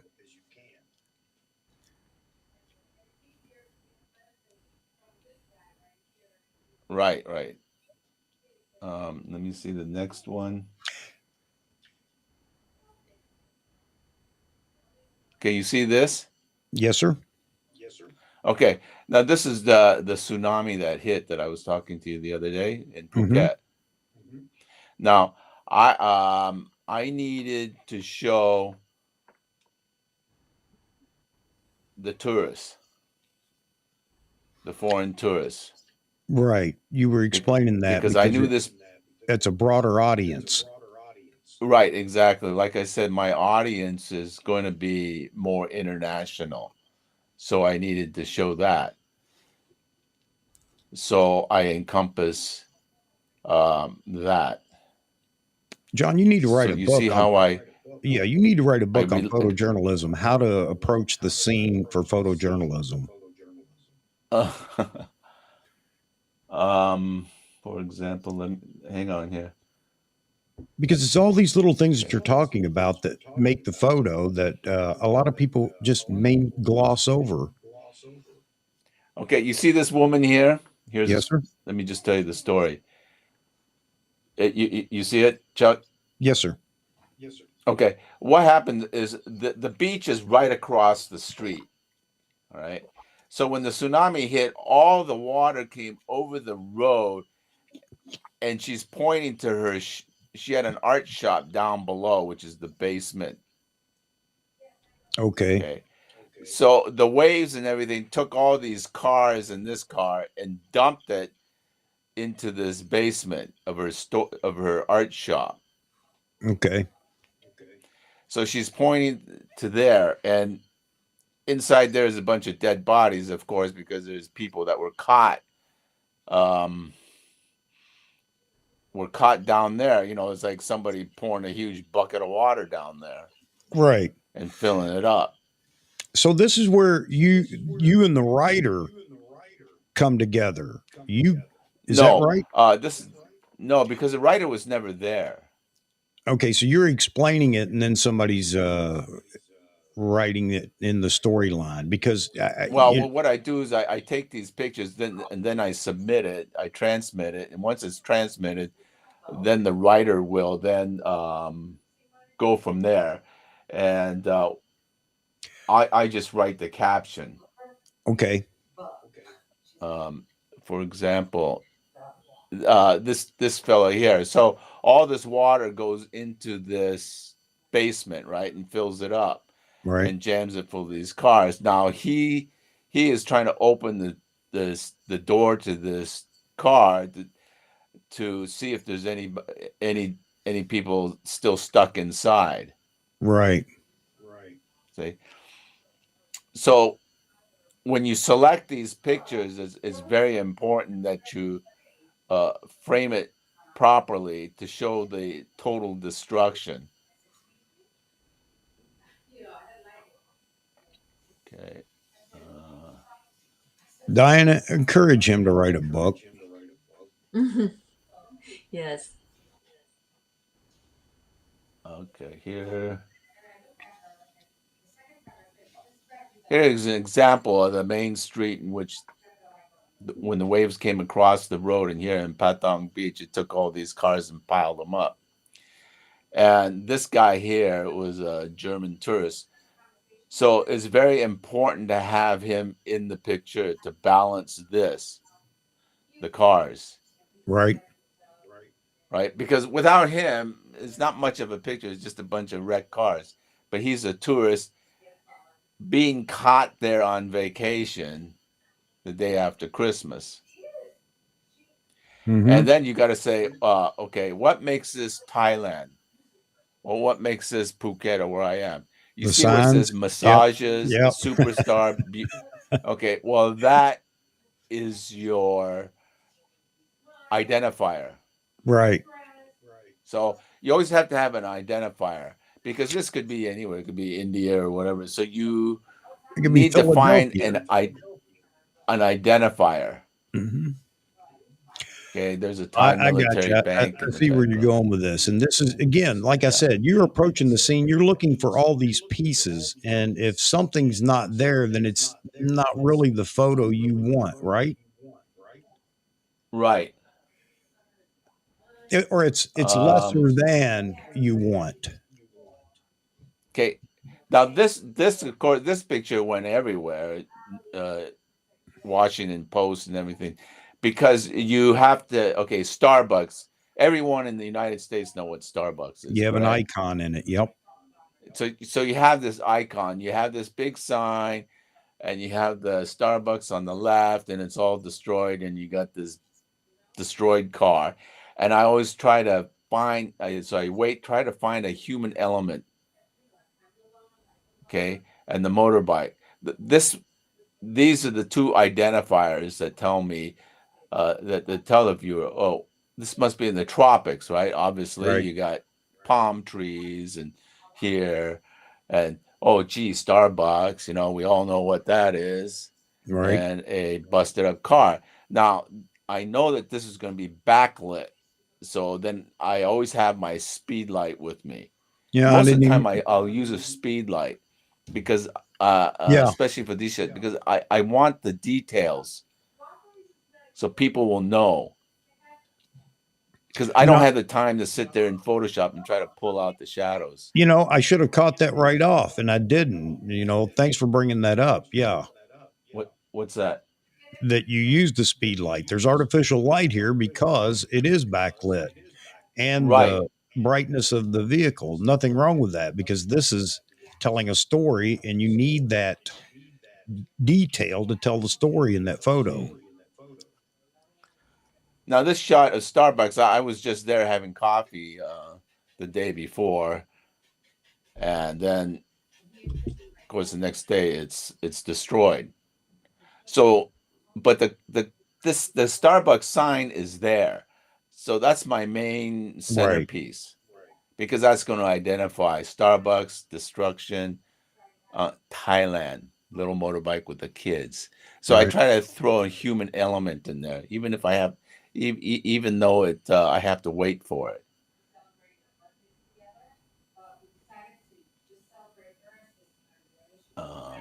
Let me see. Hey, Roy asked a question using a speed light for a partial fill. Yeah.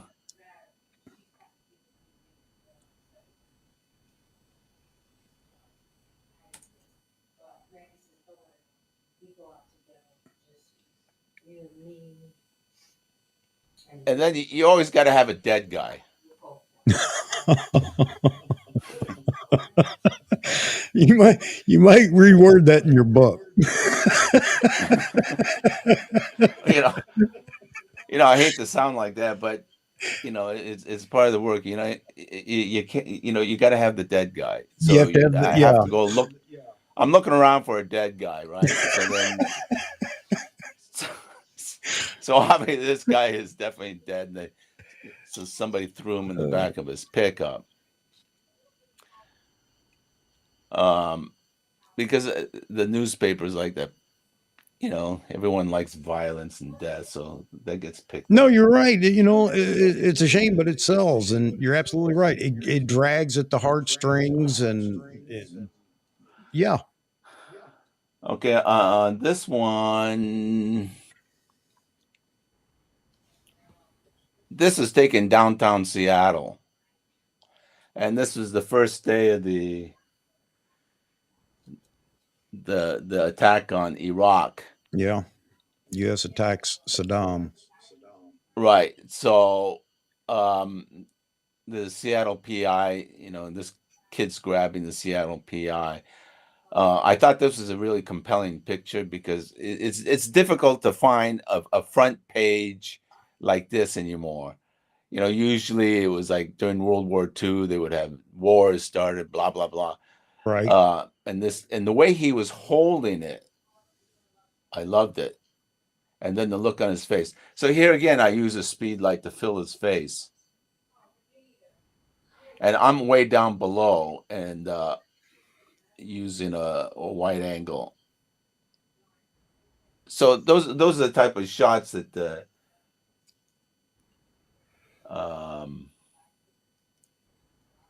okay, here's one. So as you can see, this is a protest, stop war for oil. It had something to do with the Middle East or something, and they're rioting in front of the U.S. embassy. So, like I said, you got to get close. So I used my 1424 so I can get the sign on the guy's t-shirt.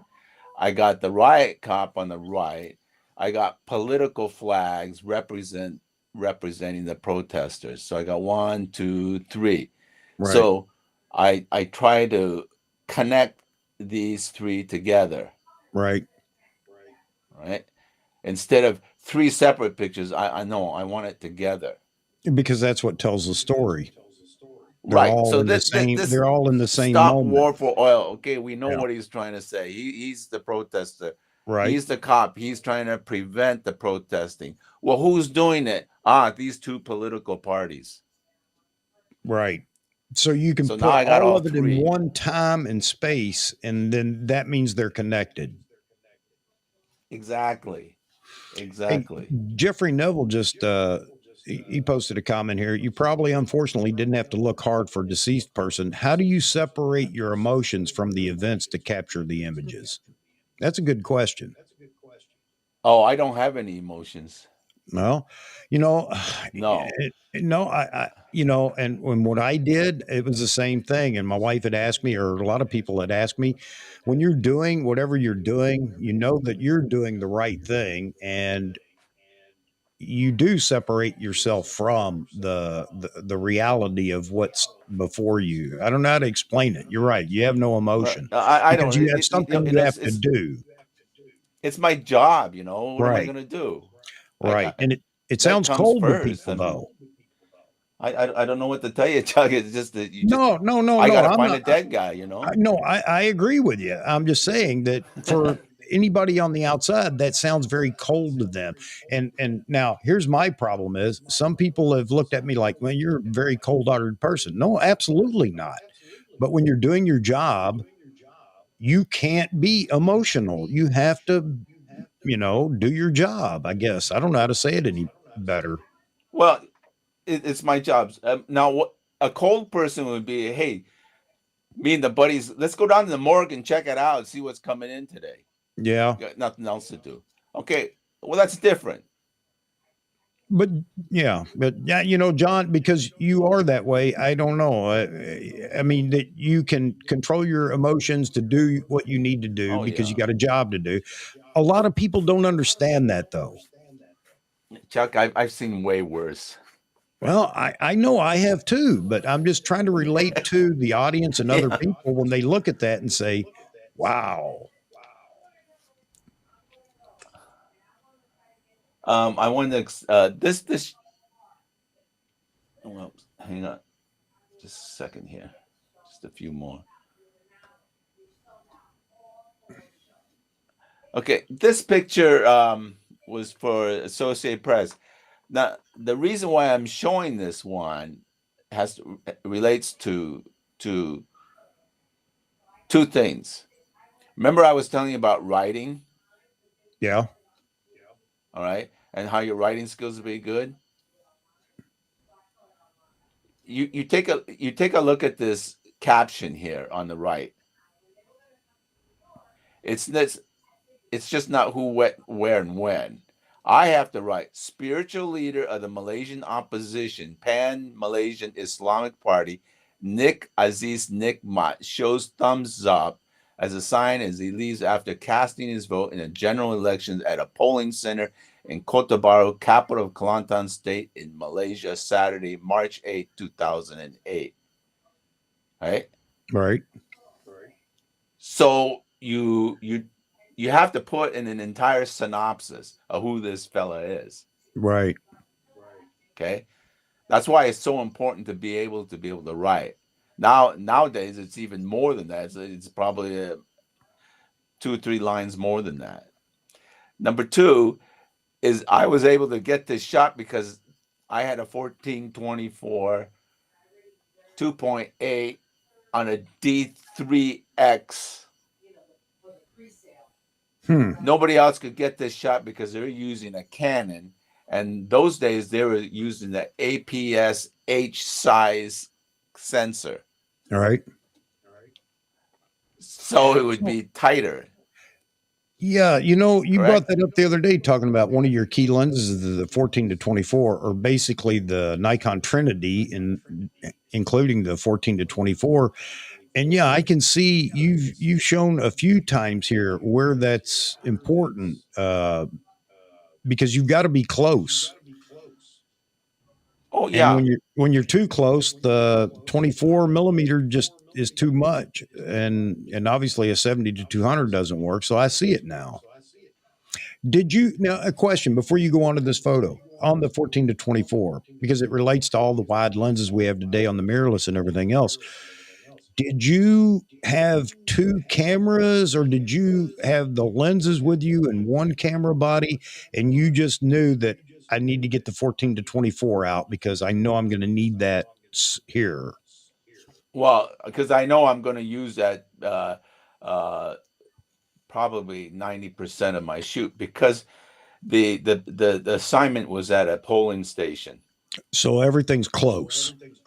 Everything's close. So I 14 to 24. Hey, 24 is tight enough. 14 is perfect.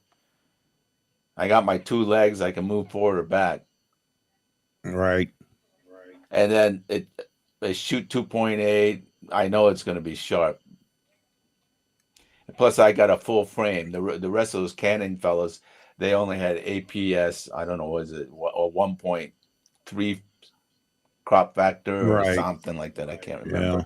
So I was able to get a bit wider shot. So Agnetha's asking you, John, as a photojournalist, did you have to keep a camera on you at all times, even when you're not working? Oh yeah. Absolutely. I have my camera and my three lenses. Roy said the Canon's 1.6 crop. 1.6. Well, there you go. See, so I got them. They're shooting 21. I'm shooting 14. Right. That's a big difference. Yeah. That means getting the shot or not. Okay. Here's an example of these are Burmese refugees, Rohingyas, at the UNHCR trying to get in. I always say, the soul is in the eyes, so I always try to get the eyes. Mm-hmm. So I lined it up. So one eye is looking at one gap, and the other, and his left eye is looking at the other gap. Mm-hmm. Okay. And then and then the look on his face of desperation. Diana, are we driving you crazy going through the photojournalist stuff? I mean, we enjoy it. So No, I actually enjoy listening to John because there's a lot of small things that he point out, right. and very important details that makes the shot or not. I always like listening to him actually. Somebody had asked earlier, do you all confer over shots and talk about framing or composition sometimes when you're out shooting? I can't remember who it was, but do you talk to each other and say, what do you prefer or what? Yeah, we do. Oh yeah, we do. Okay. Right, John? I'm always asking her, so what filter do I use? How long do I shoot this for? No, that was Can when you I do this for me? How? No. See, where's the setting for this lightning thing? But that's nice to have another set of eyes, though. Yeah, to look at we something. always discuss that during coffee time. Actually, most of the time when we have coffee together, we talk about photography. Oh, wow. Yeah. So my wife will entertain me for about 5 minutes, and then it's time to move on.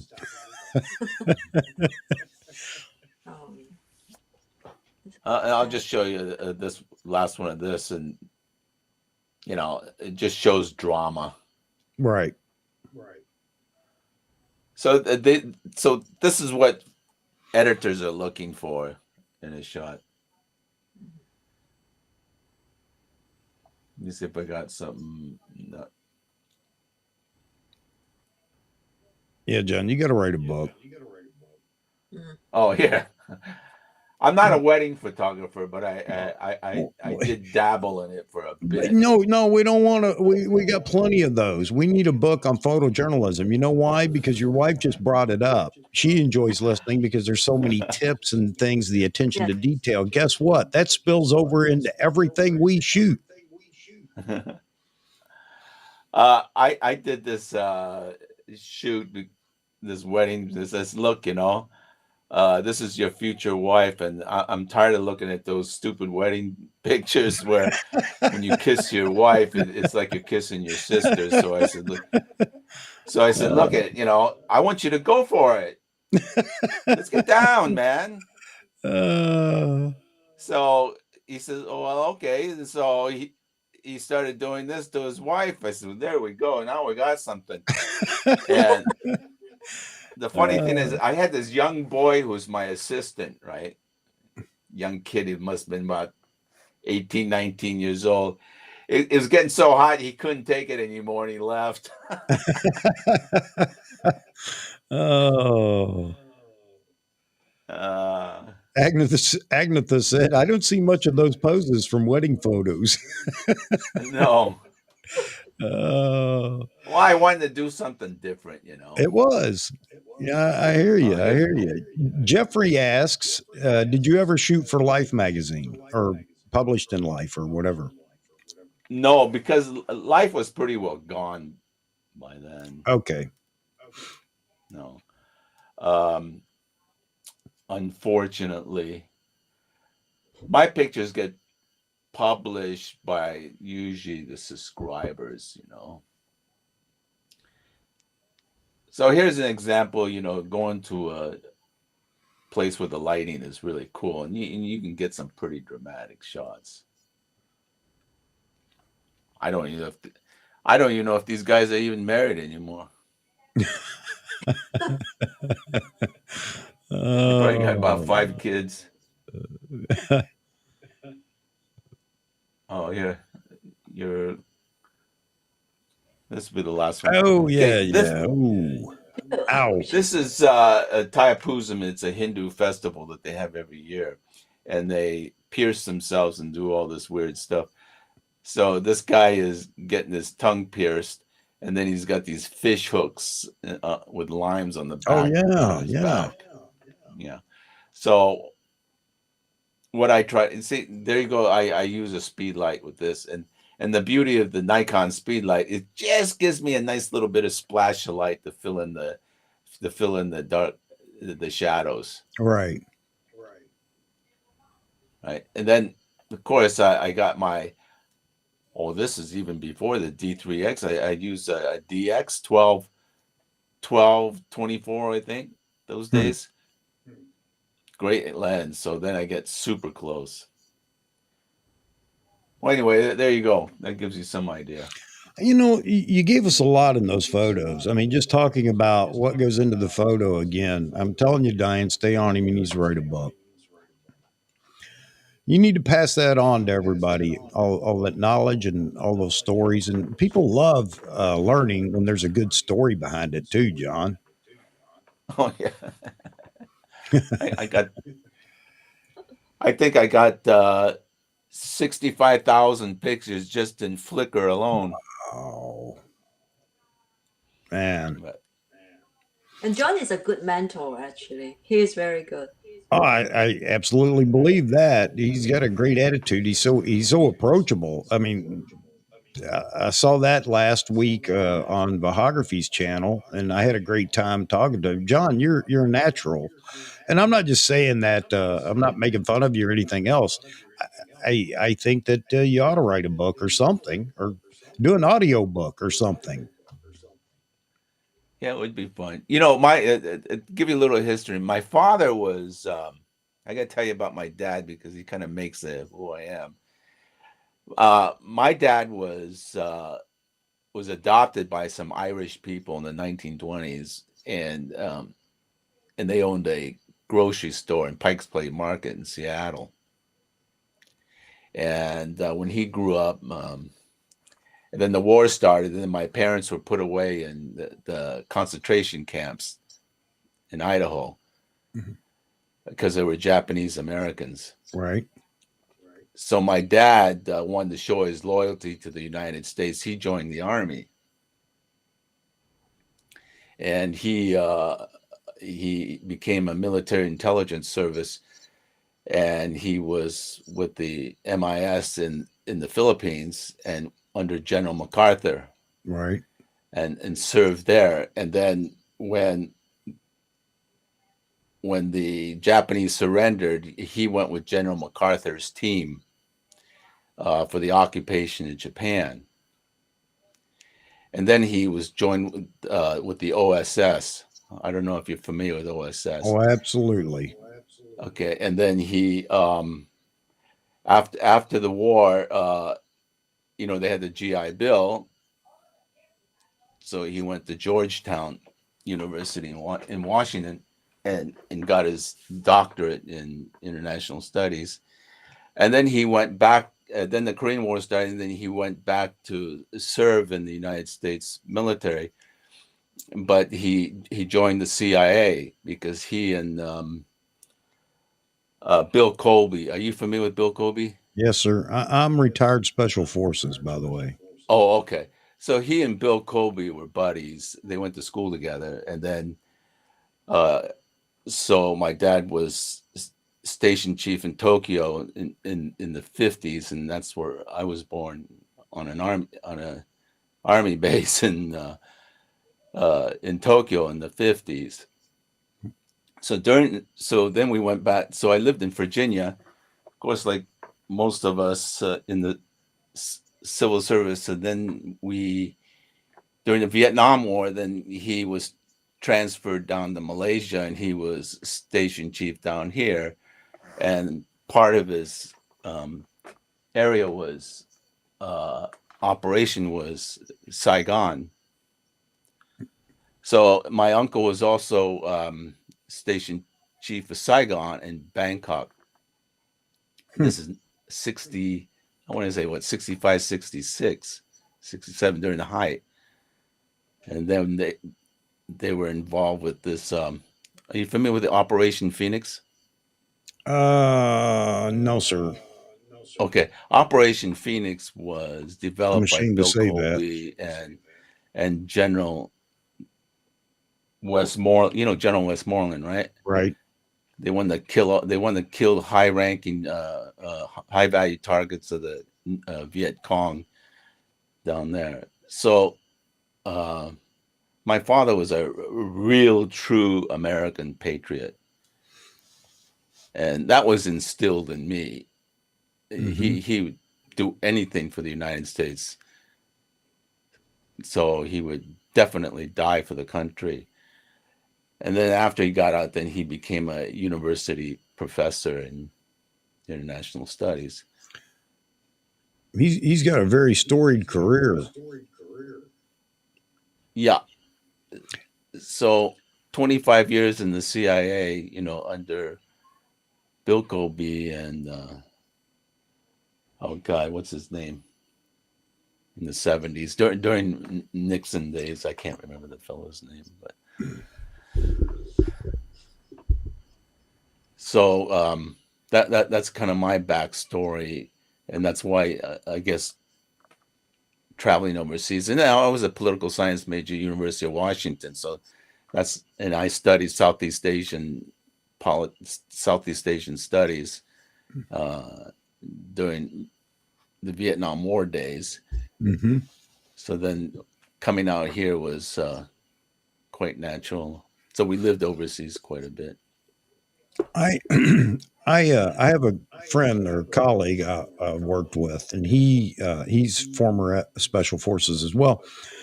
And he spent a lot of time after he retired over in Malaysia doing security work for hotels or something. I can't remember exactly. He would love to be in this conversation with you right now. I'll tell you that. Yeah, not many people know these stories, Right. My godfather was a big time CIA guy in Bangkok, 66. But he was killed in Bangkok in a traffic accident of all things. Have you ever been out to this part of the world? No, sir. I've been all over the world except for Asia, and I want to get to. Yeah. Well, Bangkok in 68 during the Vietnam War was, it was pretty intense place. Oh, yeah. You see MPs are everywhere. Mhm. and it was a not big R&R deal. And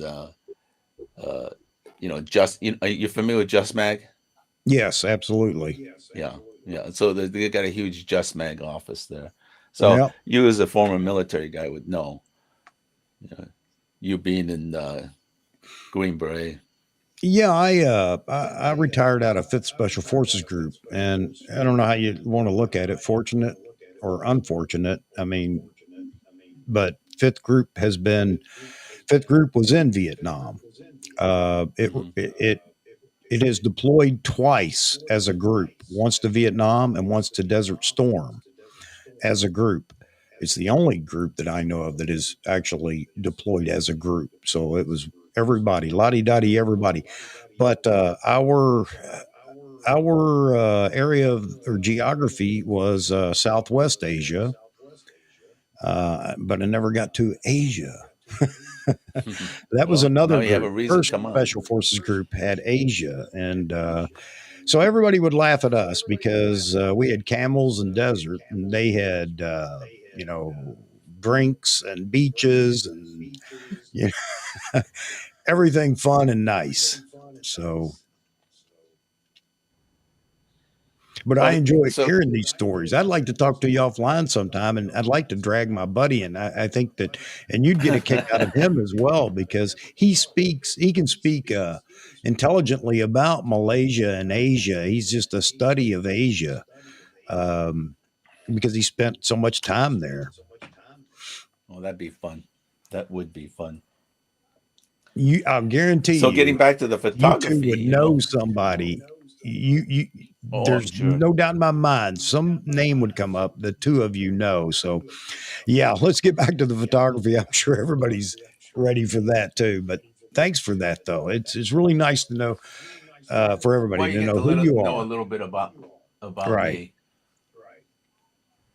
Oh, one thing I wanted to bring up, Chuck, and I think it's important to all of us because somebody asked about it, is printing.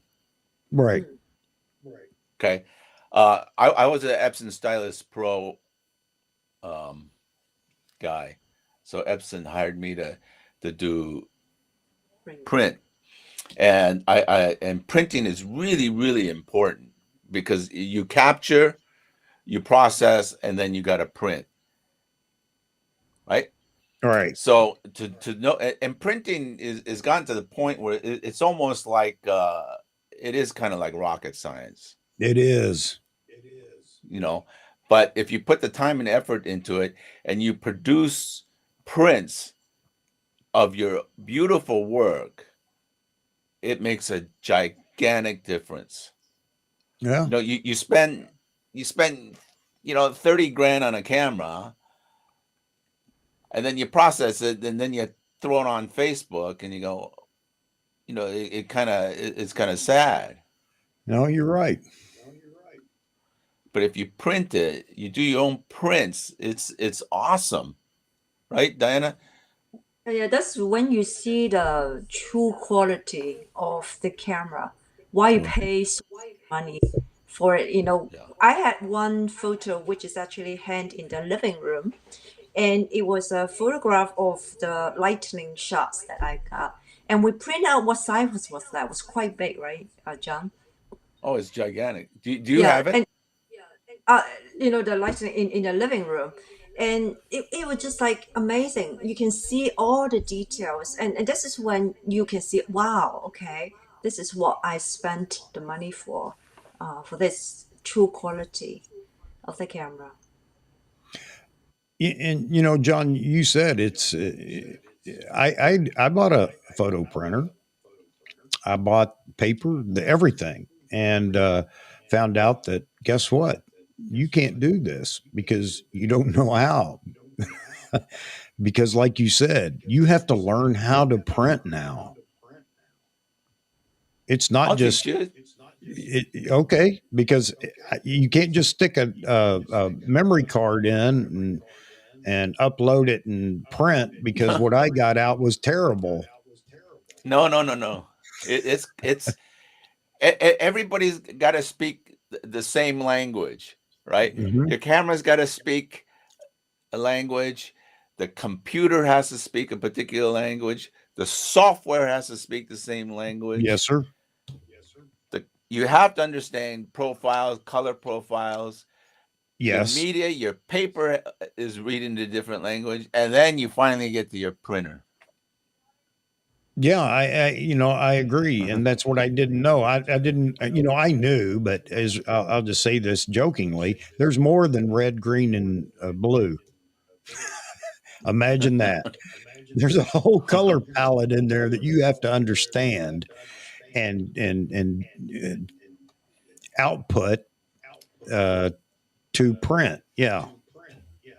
Well, anyway, that's for a different video, but just to let your viewers know that, watch some tutorials on YouTube, but please print your pictures. It's the only legacy you have of the photos that you take, because you can't depend on electronic media to save your photos. Look how often we have problems with that. Oh my God. Yeah, so try to save your prints. Well, I don't want to take up all your time, Chuck. So yeah, Vic said CMYK. Absolutely, Vic, and yeah, that is a long discussion on printing, at least for me, because I'd have to go. Wait a minute, stop, go back. well, CMYK is for basic 4-color printing. Cyan, magenta, yellow, and black. For fine art printing, you're using basically sRGBs and RGB. Well, yeah, I don't want to hold you guys, because I think I don't know. You probably got things to do today, and I'm taking up all your time. But you're welcome to stay. We've had marathon streams that go up to almost 4 hours. Oh my God! Yes, yes. How many viewers do you got now?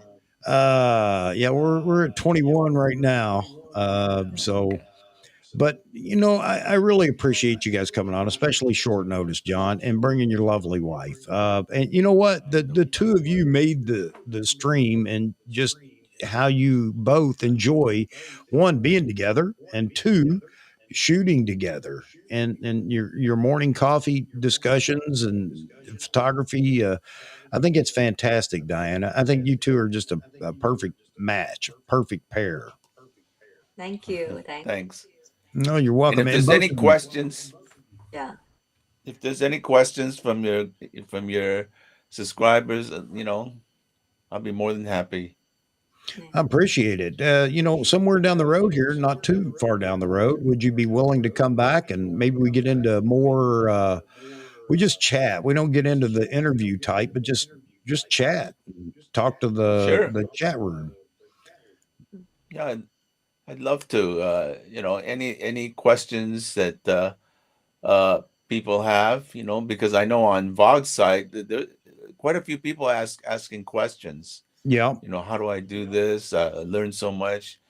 I think a And lot of them in here were in that chat too. oh, were they? Yeah. So if they No, go ahead.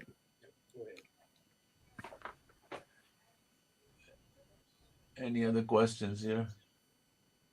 Yeah, Agnes is saying that even after the live stream, people will watch the video and leave comments. So I'll make sure I pass them on to you. You're welcome to look back at not necessarily watch it again unless you want to, John. But the questions will pop up as we go on, because there will be some people that look at it and then have questions. And the whole point of the live stream is to be more interactive and let people participate. I think that's what I want out of it more than anything. Is people have a question, they probably get an answer in the live stream, where after the fact, leaving a comment or a question, they may not get an answer. And it's always best to be able to follow up too. Somebody asked, Roy asked, does anyone make any coffee books anymore? Yeah, sure. You can upload your pictures and they can make coffee table books. There's another idea for you, John. Man, we're going to have you busy in your retirement. He's ignoring me, Diana. Oh my God! Write a book on my story. Do a I've video been around book. the block.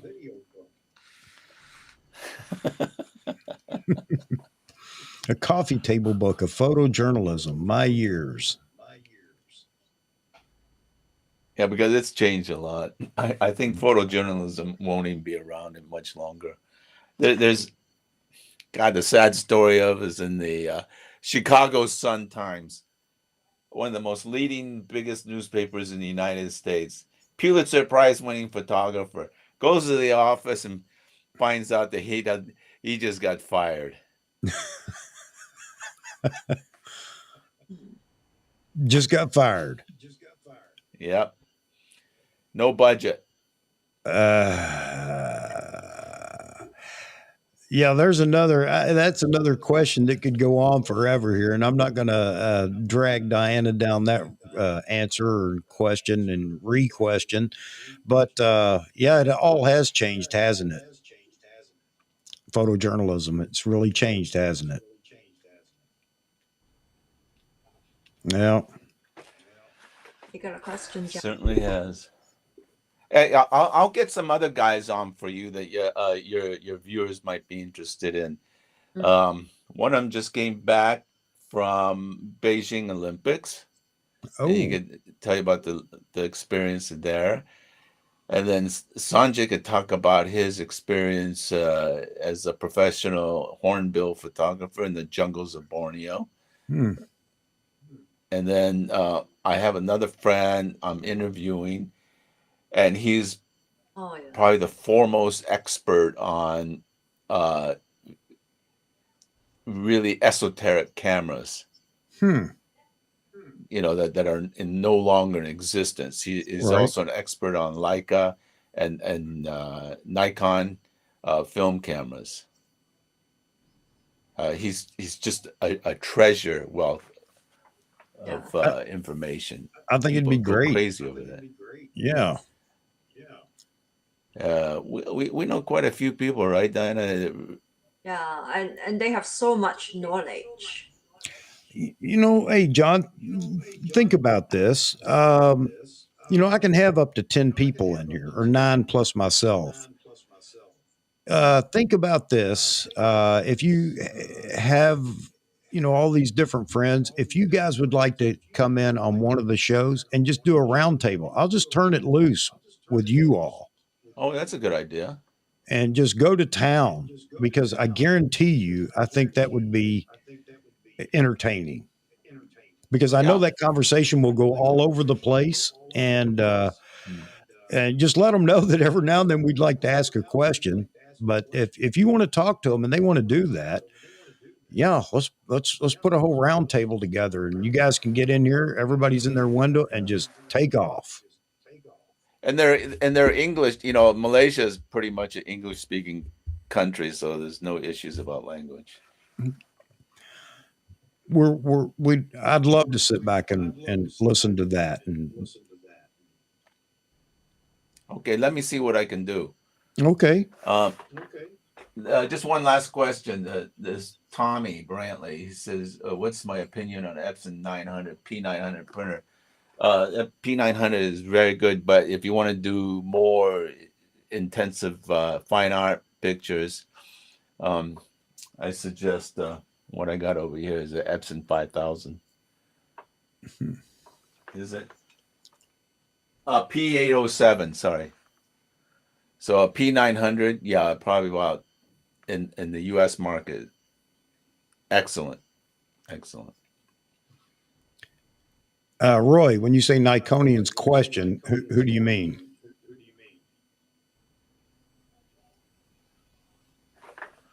Question, Nikonians. Am I a Nikonian? I guess so. No, I don't know. Were you in here, Roy? Yeah. John's a big fan of the Z9. The camera. My wife likes her P900. What, Nikon P900? That's the one you have, John, right? You have that one. Oh, P900. Oh yeah, you could see. It's the zoom Yeah, one. yeah. You want to shoot the moon, man? That's the way to go. So the camera Oh, the group, camera group, yeah, Nikonians. No, I'm not a member of the Nikonians. the group that you're talking about, are they Nikon shooters, Canon, or I know the one is just exotic cameras, older exotic. Most of them are. Nikon. What I would you think say, Dan? Most of them are Nikon users. No, Nikon. Yeah. I don't know. I don't have very many friends that use Canon. or some of them will have like everything. Yeah. But not many. I don't know many Canon guys. Okay. I'm not in that community, but Nikon, yeah, a lot have Nikon, or they're, the more esoteric cameras like, M10s and rangefinders and old Hasselblads and, that type of thing. Mm-hmm. Classics rather, FM3s, F3s, Nikon F. Well, again, talk to your friends, John. If they want to do it, one thing they get out of it is there will be a video record of everybody sitting and talking together that they are welcome to. That as soon as we finish the live stream, YouTube does all the work for me and rolls it over into a video. So they have a video they could download, they could keep. I don't know if that matters to them, but I know I'm beginning to do this with some of my SF friends because we are getting older and there's some that aren't going to be around a long time and doing the same thing, rolling it over. It's just kind of one of those things to look back, reflect on, or whatever. And I don't know if your friends would even be happy with being on live or on YouTube or whatever. But if you talk to them and you guys want to sit down and do a round table, I'm telling you now, I'll sponsor this for you and we'll get them all in here and you guys can just have a ball. And we're just going to sit back, listen, and maybe throw some questions at you guys. Okay. I'll see what I can do. Okay. I think it'd be fun. You guys. No, I'm absolutely glad that Vaughn asked me over the other night for the stream and that you accepted and came on here tonight. So, I was aggravating you earlier with saying we needed you to get to your wife to see her photography, but her pictures are better than mine anyway. I'm so happy that you joined us too, Diana. Thank you so much. It's fun. It's my first time joining a live chat. Okay. Yeah. Okay. And this is, I have a great audience here. I am so happy and I'm humbled by these folks would actually want to come back week after week and join in, but they're wonderful people. They answer a lot of their own questions in the chat, which is a wonderful thing because there's so many smart people in the chat. And I think it's great. But they have a chance to ask questions and comment. I don't get a lot of people on the phone, though. Well, maybe now I know why, because we had a little problem earlier. But anyway, I had a wonderful time. I hope you guys did too. Yes, we did. Yeah, we did. We did. How about the folks in the audience? Much. Anybody, any last things for Diana and John?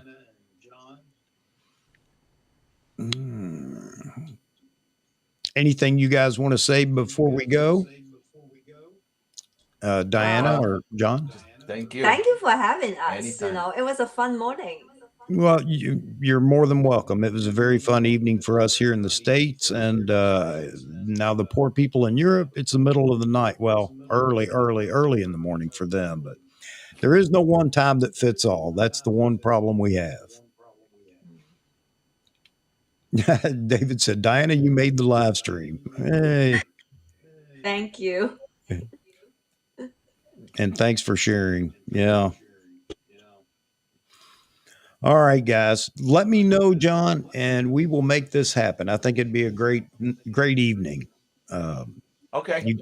All right. Let me arrange it. Absolutely. And Diana, oops. Hang on a second. You have lunch. Come to LA.